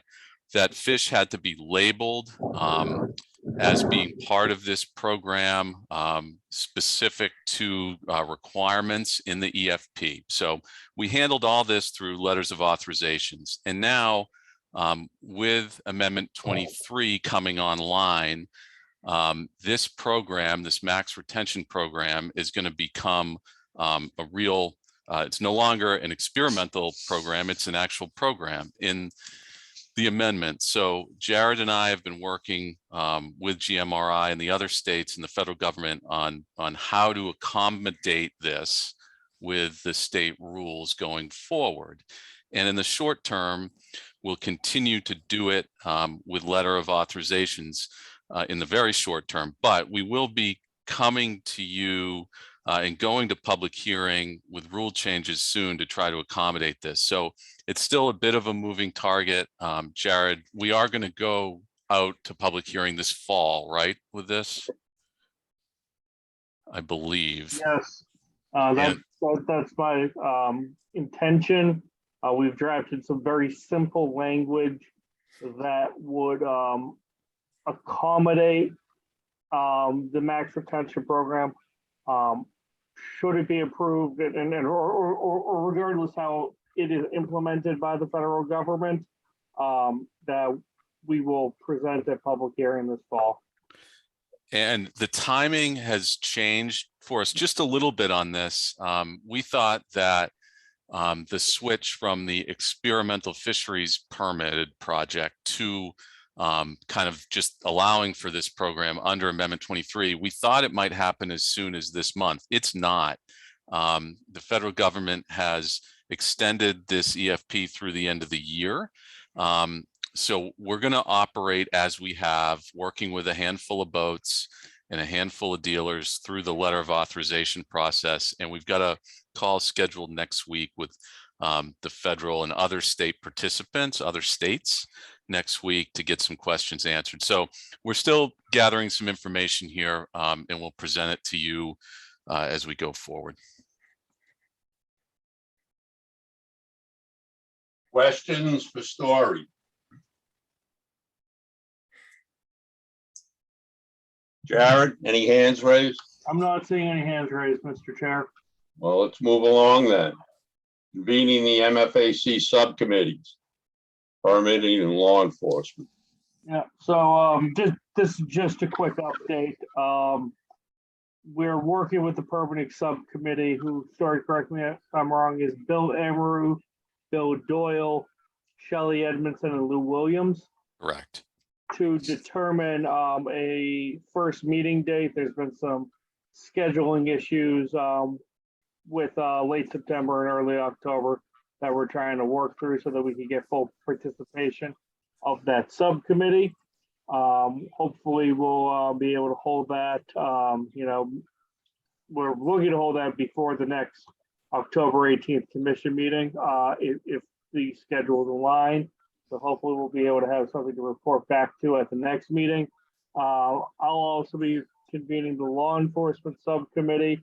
I'll be sending out a doodle poll, this week, and trying to get that for the end of October or early November, because I think that that's a really important subcommittee meeting to have during the fall, because it helps frame some of the issues regarding our quota monitored species in particular, as we're beginning to develop potential adjustments to the rules for the upcoming fishing season.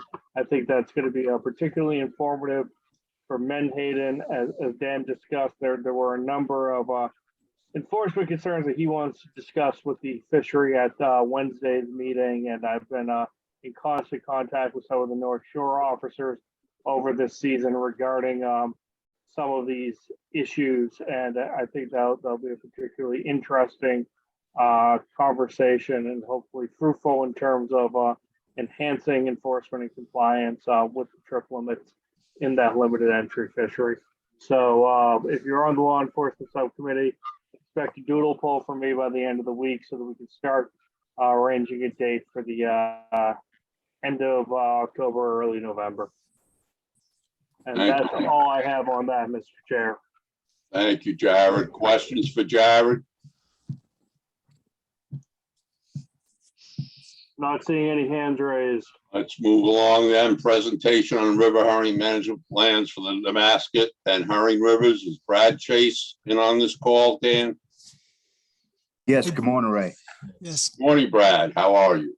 Doing well. How about yourself? Good, good. Well, you're the leader on this. You have been for years on river herring. So let's hear what you have to say. Brad, I'm going to stop sharing, and you should be able to share your screen now. Okay. So Ray, if we were meeting in person, we would all be grabbing our sandwiches and cookies and settling in for sort of the lunchtime presentation, which we've done historically. Brad's going to give this presentation. This is going to be a first for us at the state to allow some highly regulated limited harvest of discrete runs.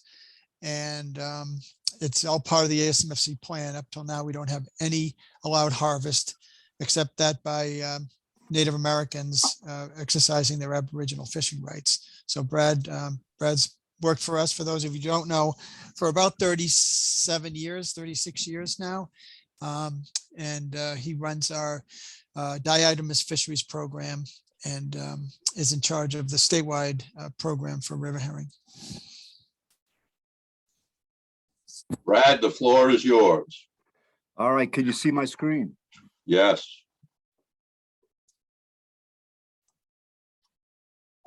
All right. Let me start. So we have two sustainable fishery management plans that are before us. One is a renewal for the Damascus River. The second one is a new proposal from Herring River and Harwich. And as way of background, DMF banned the harvest of river herring in 2006 after concerns over declining harvest numbers and population numbers. A few years later, in 2012, Atlantic States Marine Fisheries Commission required that states had to have a river herring harvest plan in order to open harvest or continue to have harvest in their rivers. So since that period, we've had 4 towns petition us for harvest plans. And again, the Damascus River was approved in 2016. And now we have this new plan with Harwich before us presently. Okay, next slide shows a graph of 4 systems that have counts that go back over 20 years. It's the Back River in Weymouth, the Mattapoisett River in Mattapoisett, Monument River in Bourne, and the Damascus River in Middleboro, Lakeville. We've combined the counts. You can see the declines around 2000, 2002 that we think is drought related. Hey, Brad, could you advance the slide? Oh, sorry. Can you see the graph now? No. Brad, you're in the edit mode. You need to probably go to full screen mode.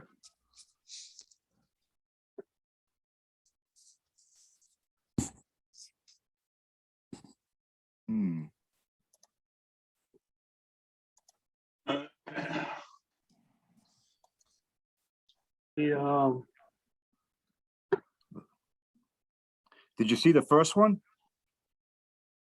Yes, it's still on the screen. Okay. Yeah, it's advancing on my screen.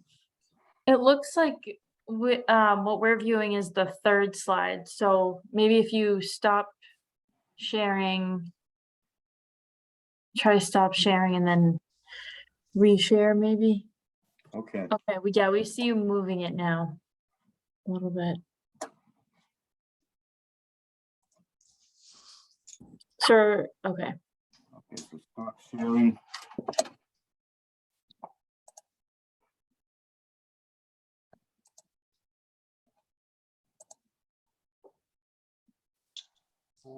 it's still the Yeah, wrong we- screen, Brad. we I can bring up the copy you sent me. Yeah, if you want to, Jared. I think I'm having trouble with the Yeah. 2 screens I'm using. I'll get that for you.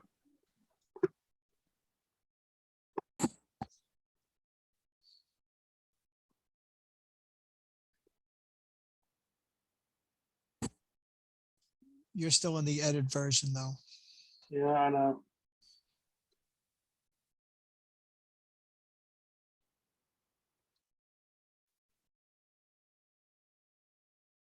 Well,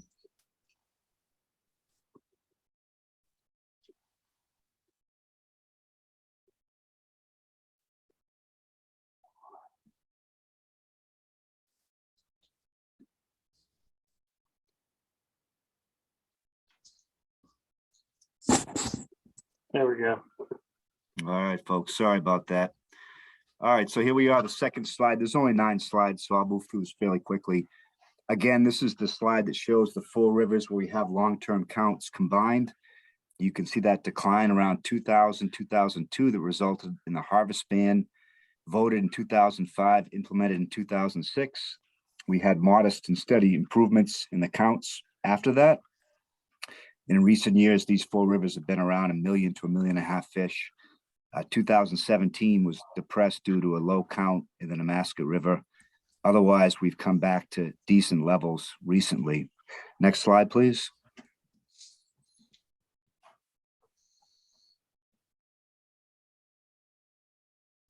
Okay, so Atlantic States Marine Fisheries Commission, what they're looking for is a sustainability measure. In our case, we have spawning run counts, an electronic count in Harwich, and then a volunteer visual count in the Damascus River.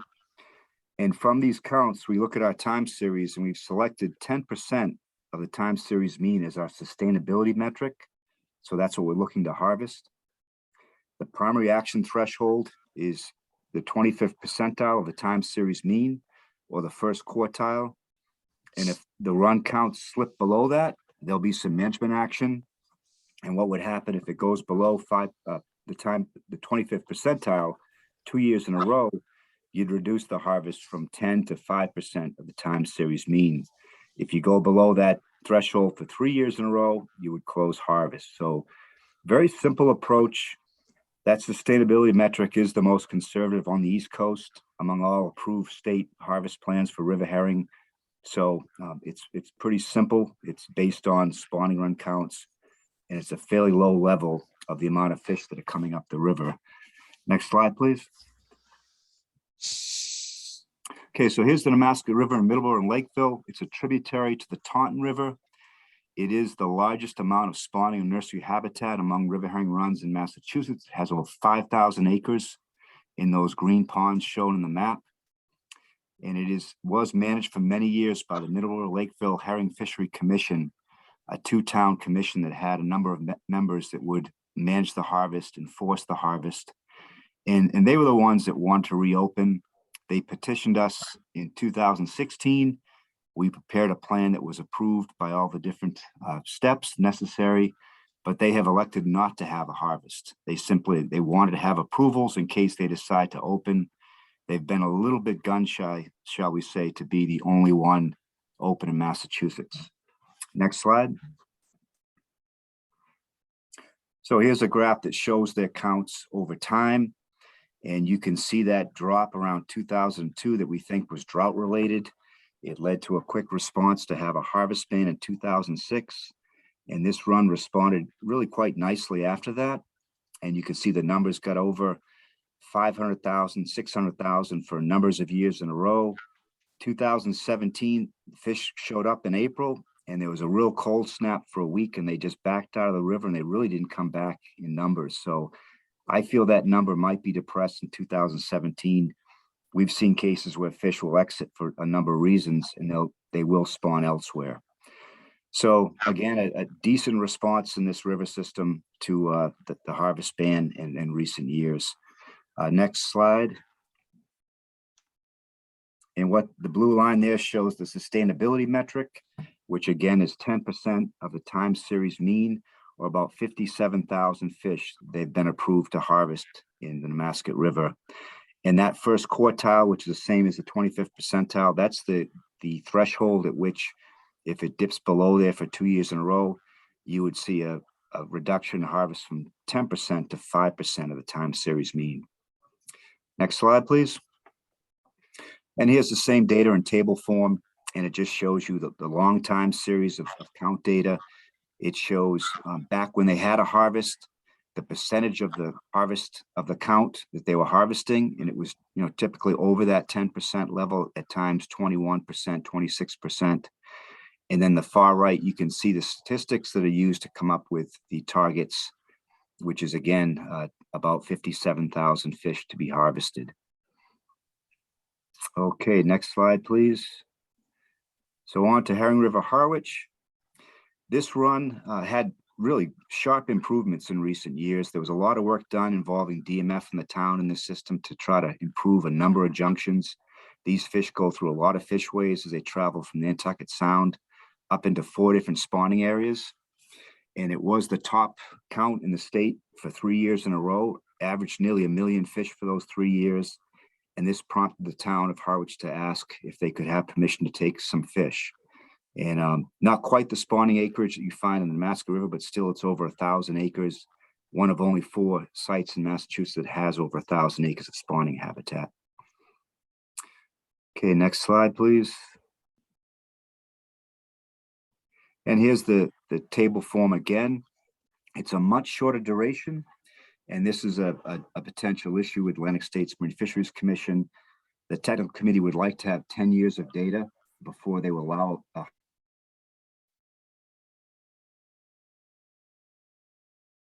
Yeah, we lost Brad. that supports a harvest. They will consider it. So here we have 7 years of electronic count data. I just got a note that my internet connection was unstable, so I hope folks heard me. But so 7 years electronic count data, and then volunteer visual data that goes back to 2009. So we use both data sources to come up with a mean, as well as the 25th percentile and the 10% of the time series mean, which is also about 57,000 fish. So again, much shorter time series, but still posting some pretty large numbers in recent years. Next slide.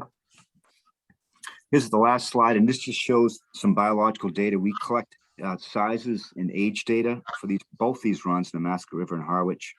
And here's a graph that shows ages with blue as 3-year-olds, the green 4-year-olds, purple 5, and the orange is 6.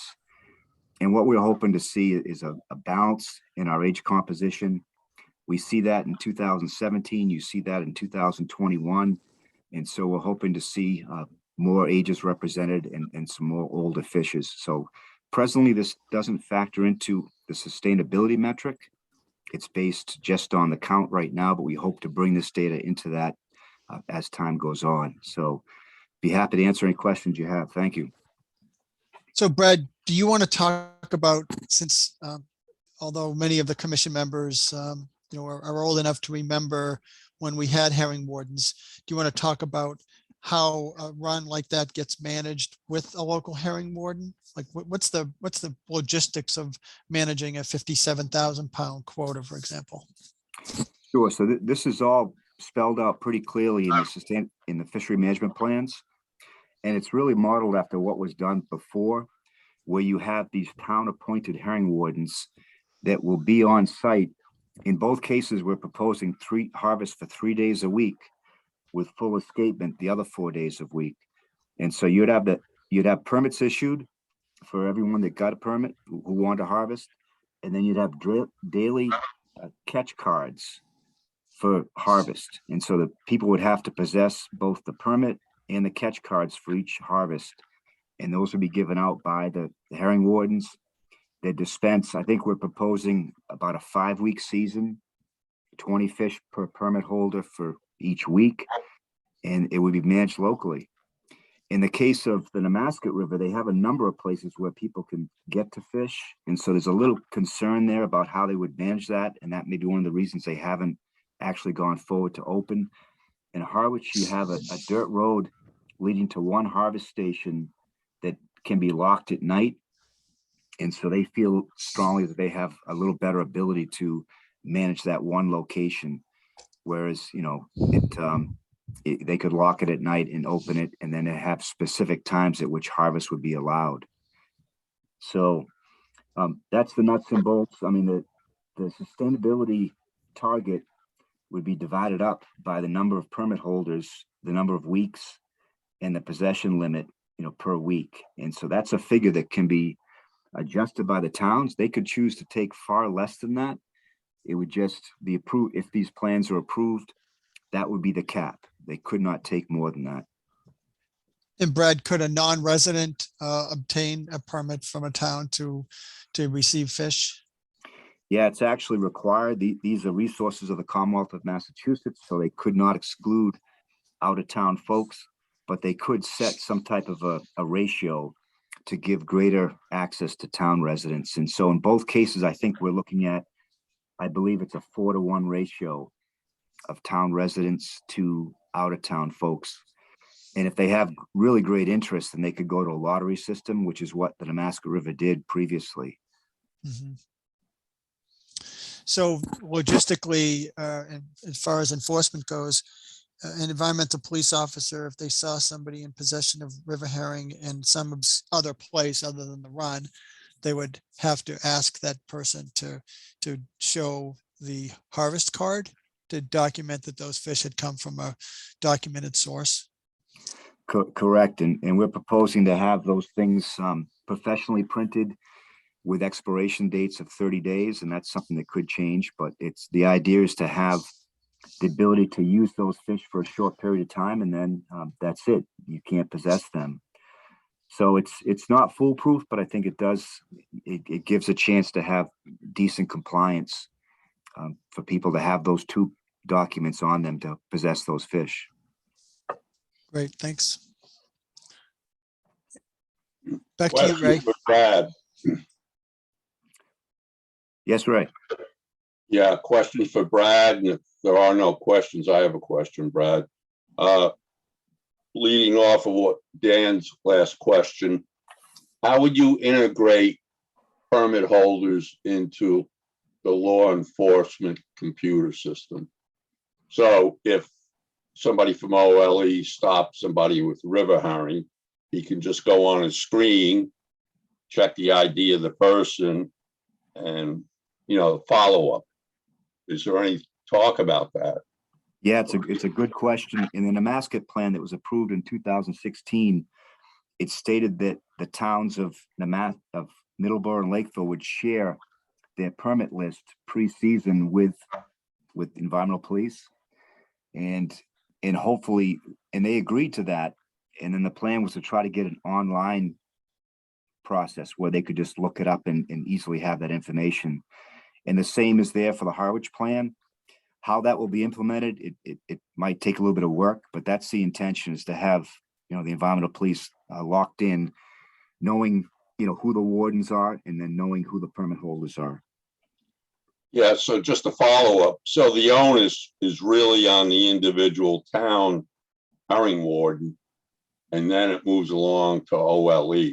I mean, we're not going to leave it just in OLE's hands. I mean, they're stressed as it is. So I would, on these 3 open days, these wardens would be there subjecting people to the law. Ray, I lost you in the end, but I think I got what you were saying. And yeah, I think the whole idea is to have a preseason meeting with ELE and town police and the herring wardens, and then just get that line of communication going and have that meeting every year. But it would be like prior, where most of the enforcement was done through the herring warden system. Right. Thank you. Questions for Brad? Questions or comments on this proposal? Or Hey, clarification, Brad, Ray, wouldn't all the harvest actually be done by the warden as opposed to by one of the eligible harvesters or receivers? The way the plans are written, it allows the towns to make that decision. In the Damascus River, they've already decided, yes, the wardens would be the only ones netting. In the town of Harwich, they may want to allow kids to have the chance to do something. It's really an important cultural feature to some of these towns, and I could see some towns deciding they want to allow, on one day to allow kids to dip net themselves. Okay, thanks. comments, questions for Brad on his presentation? Mike Pearson. Michael, you're recognized. Thank you, Mr. Chairman. Thank you for your presentation. I'm assuming this would provide a mechanism for recreational commercial fishermen to be able to use herring for bait. Yes, that's, the two purposes are really for bait fisheries as well as food fisheries. And so, it'd be up to the town how they want to dispense the fish, but I think that would be, probably the primary use would be for bait. Because as you mentioned, the food fishery, I was curious of how much would potentially be allocated per se to eat versus use for bait. Towns want to pursue something like that, but I think it would be if you own the permit, possess the permit, then you have your 20 fish a week and you can do what you want with those fish. Okay, last question. I can see here we have a process in which the Atlantic States Marine Fishery Commission would approve the harvest plans. And as you've noted, there's some towns, or there's a town that has it approved but has not implemented it. Once it is approved, what is the process for the town then to get public comment at their end for residents of that town versus non-residents? Or is this strictly an Atlantic States Marine Fishery Commission, a Mass DMF process independent of the town? That's a great question. And I know the town of Harwich intends to hold public hearings that are managed by the Board of Selectmen. And they will ask for comments and they'll decide what to do with their approved plan with that maximum harvest. And so they may well come in seeking a lower harvest. So it really, there's multiple steps. DMF needs to approve this. Atlantic States Marine Fish Commission needs to approve this. And then the towns will decide how they want to do that. And then DMF also has to work to change their regulations where presently these fish cannot be harvested. So there's quite a bit of work to do. And I think we've seen that with Middleboro and Lakeville, where they decided not to go forward and have a harvest, but they want to renew it just in case. They feel if they have another really large run, they'd like to have the ability to, give some access to harvest. Last question. So when the town has that meeting, is that open for non-residents or just residents? That's where I'm seeing a disconnect here. I'm not sure whether it's open to everyone or not. Well, it would be a public meeting, and it's a good question because it is a little bit unclear. These are resources of the Commonwealth that have been traditionally managed by the towns. And so I think the town will come forward, have a public meeting. I would imagine anyone's welcome to participate, and then they'll come up with a plan to allow non-resident access.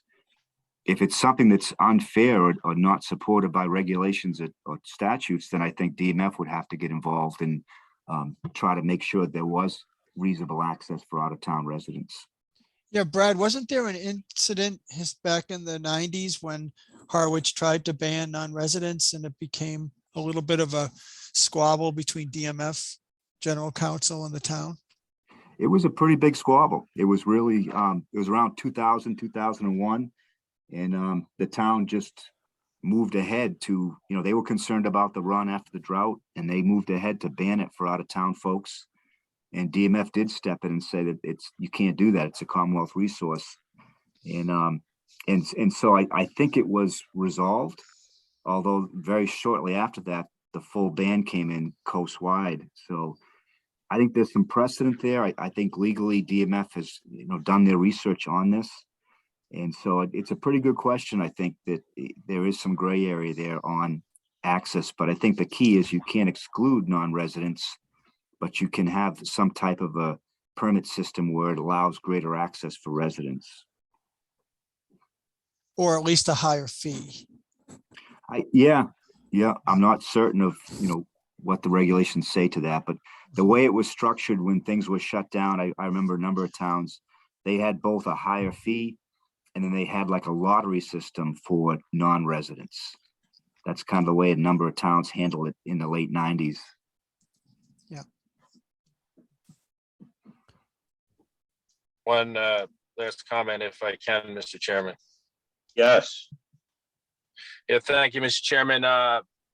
The last few years, there's been discussion of this in the Recreation Development Panel that some on the panel have noted and hoped that there would be some relief in the future to open these up, since there's been significant dollars spent to get them to this point and then to be able to use the resource. So yeah, my questions somewhat stem from that. If you don't live in the town and you live elsewhere, and how the public would participate in that process at the local level. But I think you clarified that and appreciate it, and a job well done to DMF to get us to this point, to see the positive outcome with herring at several locations. Yeah, if I could just follow up, those are good questions, good points. And I think it's always been a goal of DMF to not just have 1 or 2 runs open. And we thought that if we had, 6, 8, 10 runs open, then you'd have greater public access. So I think we're in a difficult position of having not that many runs that probably would support a harvest plan and have the data behind it. And thirdly, have that local stewardship. So, but it's certainly our intention to keep improving these populations and try to find a few more rivers that we can open. Hey, Brad, do you want to speak to this current year's situation relative to the drought?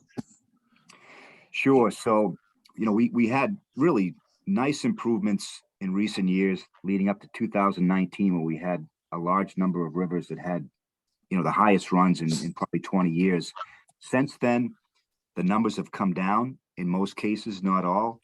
And now we have what is truly a drought year, which brings a lot of concern for the movement of juvenile river herring back out to the ocean. So we've seen this before in drought years. It can be problematic for future recruitment. And so we're all watching this closely. We like to see multiple year classes represented in spawning runs. In Harwich, you might notice that in that graph, we had 4 years represented, and that can help to mitigate some of these problems that come up with a drought year. But certainly it's a big concern, coastwide, when we have these drought years, for getting juvenile fish back out again. And if we had a pretty good rain event, or if things turn around in October, we might still be able to pass fish out to the VC, right? Yeah, and that's what happens in most years. The 2016 was actually much worse than this year. And many systems, there was no ability to have fish leave until mid-November to early December. And so I see this year as not being quite at that level. That was like a 50-year drought in some systems. And then again, we had good numbers in 2019, 18, 19, 20. So I don't think that really difficult 2016 year hurt things too badly. There's a lot of factors that come into recruitment and year class strength. And so it's something we're watching. Thanks, Brad. We're going to back off this year, and we're going to take 5% or 2%. So I think there's flexibility And DMF will keep working closely with the towns as it goes forward to make sure that we don't overharvest. Thank you, Brad. Any questions for Brad? Comments? Lieutenant Bass? Lieutenant Bass, you're recognized. Yeah, just hopefully as a, I don't know, quick clarification as to one of Mike's questions about possession or use for rec or commercial bait. I'm kind of hoping, and maybe Brad can answer this, that the taking possession of these river herring, I'm hoping would only be for that permit holder and they couldn't give it away, which would therefore allow the excuse for anybody to possess herring and then therefore take it from other places. But if it's just for that permit holder's taking possession, then I think they could use it for whatever they want. But yeah, Matt, that's the intention. And the concern would be that somebody, would have that permit, have that trip, that daily trip, card, and then load up and freeze these fish up. And that's certainly a concern. But the rules are going to be that it has to be the permit holder.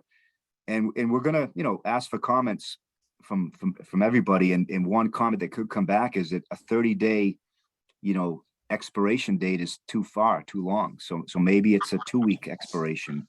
But right now we're proposing a 30-day expiration for those daily harvest cards. okay, thanks. Khalil?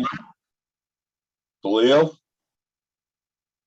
Thank you. I thought it was an excellent presentation, Brad. Very interesting.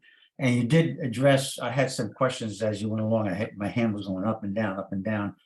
But you did address some of the drought concerns that I had about choke points and the young a year not being able to get back to the ocean.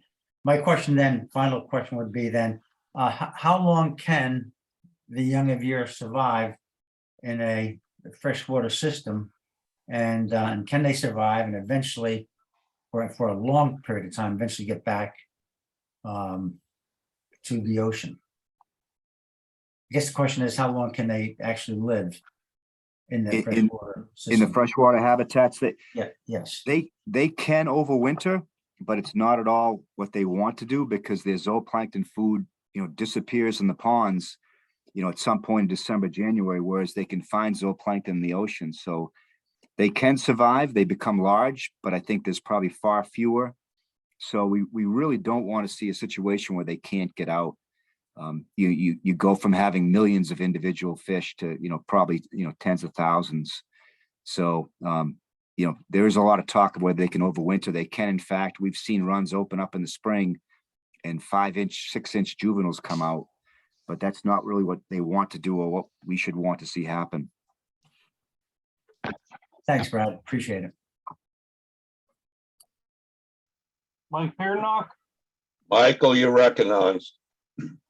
Thank you, Mr. Chairman. Brad, I have a question. It's more of an environmental nature that we've had this toxic algae show up in ponds in various locations. At the upper end of these runs where you have more stagnant water, has there been any issues with that, with any toxic algae blooms in those areas, or they don't correspond to the areas where we find the herring? No, it's certainly a concern. We certainly see systems that have these blooms, and the blooms are relatively new. And I think it's a big concern that I have is over the overall impact of eutrophication or excess nutrient loading in these spawning and nursery habitats.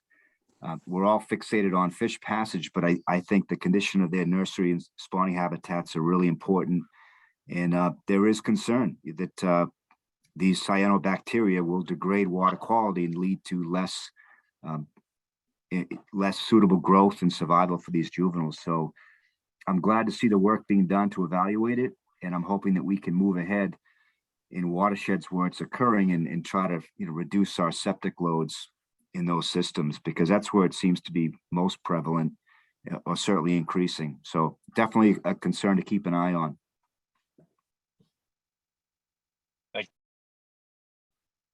Questions, comments for Brad?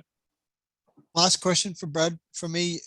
Brad, the reservoirs that the Damascus and Herring River in Harwich, aren't those all like municipal water supplies with like a limited development? So are those considered among the more pristine headwaters?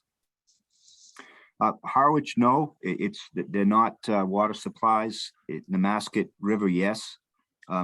Big water supply for the city of New Bedford and Taunton. So tremendous demand there. So water quality appears to be quite good there. The bigger issue there is water quantity to get juveniles out. And we've been working with those two cities in their withdrawal plans to try to just improve how that happens. So I think water qualities, they're in good shape, it seems. Quantity is an issue. In Harwich, water quality seems reasonable. They have had some cyanobacteria issues recently. A big concern there is how the groundwater goes when you have a dry year, lots of people coming to the Cape. You just don't have the surface flows to get the juveniles out. So just a lot of management there. And one thing we do hope happens that if you do have a harvest, we expect to have some improved stewardship in some of these systems and maybe improved attention to some of these issues like managing outflow and managing juvenile herring exodus. So pretty important things to keep an eye on. Thanks, Brad.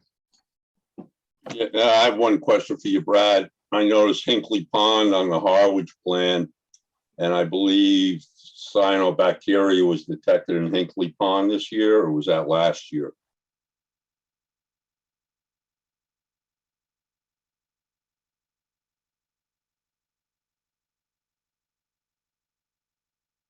Hello? Yeah, Ray, sorry, my internet goes in and out. I apologize. I know you asked a question about Hinkley's. What was the detail of the question again? Yeah, the cyanobacteria, was that this year or last year in Hinkley's? The West Reservoir had it really bad this year and last year. Hinkley's has had alum treatment recently, which locks up phosphorus and provides less nutrients for that type of a bloom. So Hinkley's was okay this year. Long Pond has had an alum treatment. So there's been some management to help that issue, but the West Reservoir was tough this year. And again, you know, Cape Cod lives and dies by its groundwater, and the groundwater is under stress. So in a dry year, I think that's when you see greater blooms and less flows for fish getting out. So very much a concern, but you know, hopefully the fall rains will help out in both cases. Thank you. Any other questions or comments for Brad? Not seeing any further hands raised, Mr. Chair. Thank you, Mr. Chase. Great presentation, as always. And like to see more of you on these commission meetings. Maybe you can. All right, Ray, I'll see what I can do. It's tough getting down to Chatham, as you know, in the summer. Well, no, I'm talking about these meetings themselves, like keeping us updated on what towns are permitting and how they're going about the permitting process. That's all. Yep, be happy to do that, Ray. Thank you, Brad. Yep, thank you. All right, we'll move along. Commission member comments. Bill Amaru, would you like to start this? Well, yes, thank you, Ray. I just heard a comment that I wrote down by Brad, where he said Cape Cod lives or dies by its groundwater. His truer statement has not been forthcoming, in my opinion. This is nothing to do with the topics we've been discussing, except for the fact that we did just now talk about the quality of our water and how it affects river herring in this case. We're having some real struggles down here in this end of the Cape. You know it, Ray, and Chatham, with our waste of water and our over fertilization of lawns and these very expensive homes that have become the norm in our communities. We're hoping to be able to provide information for the community so they can make a choice about whether or not we should be over fertilizing with these nitrogen enriched, phosphorus rich fertilizers. We're going to be talking about that. So it does have an impact on the fisheries. Nauset Estuary is in a horrible condition of eutrophication all through most of its waters. We have very, very little shellfish left, only along the shores where there's a little bit of an oxygen recharge from the surface waters and along the edges of the shores where there's wavelets. but something that we all need to be concerned about.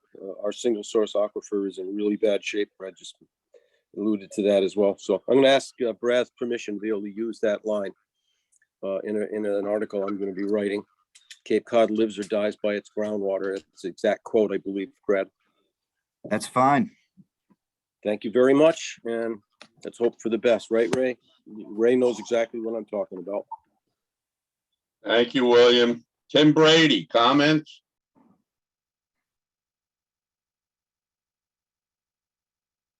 We'll come back to Tim Brady. Khalil, comment. I'm all set, Mr. Chairman. Tim Brady.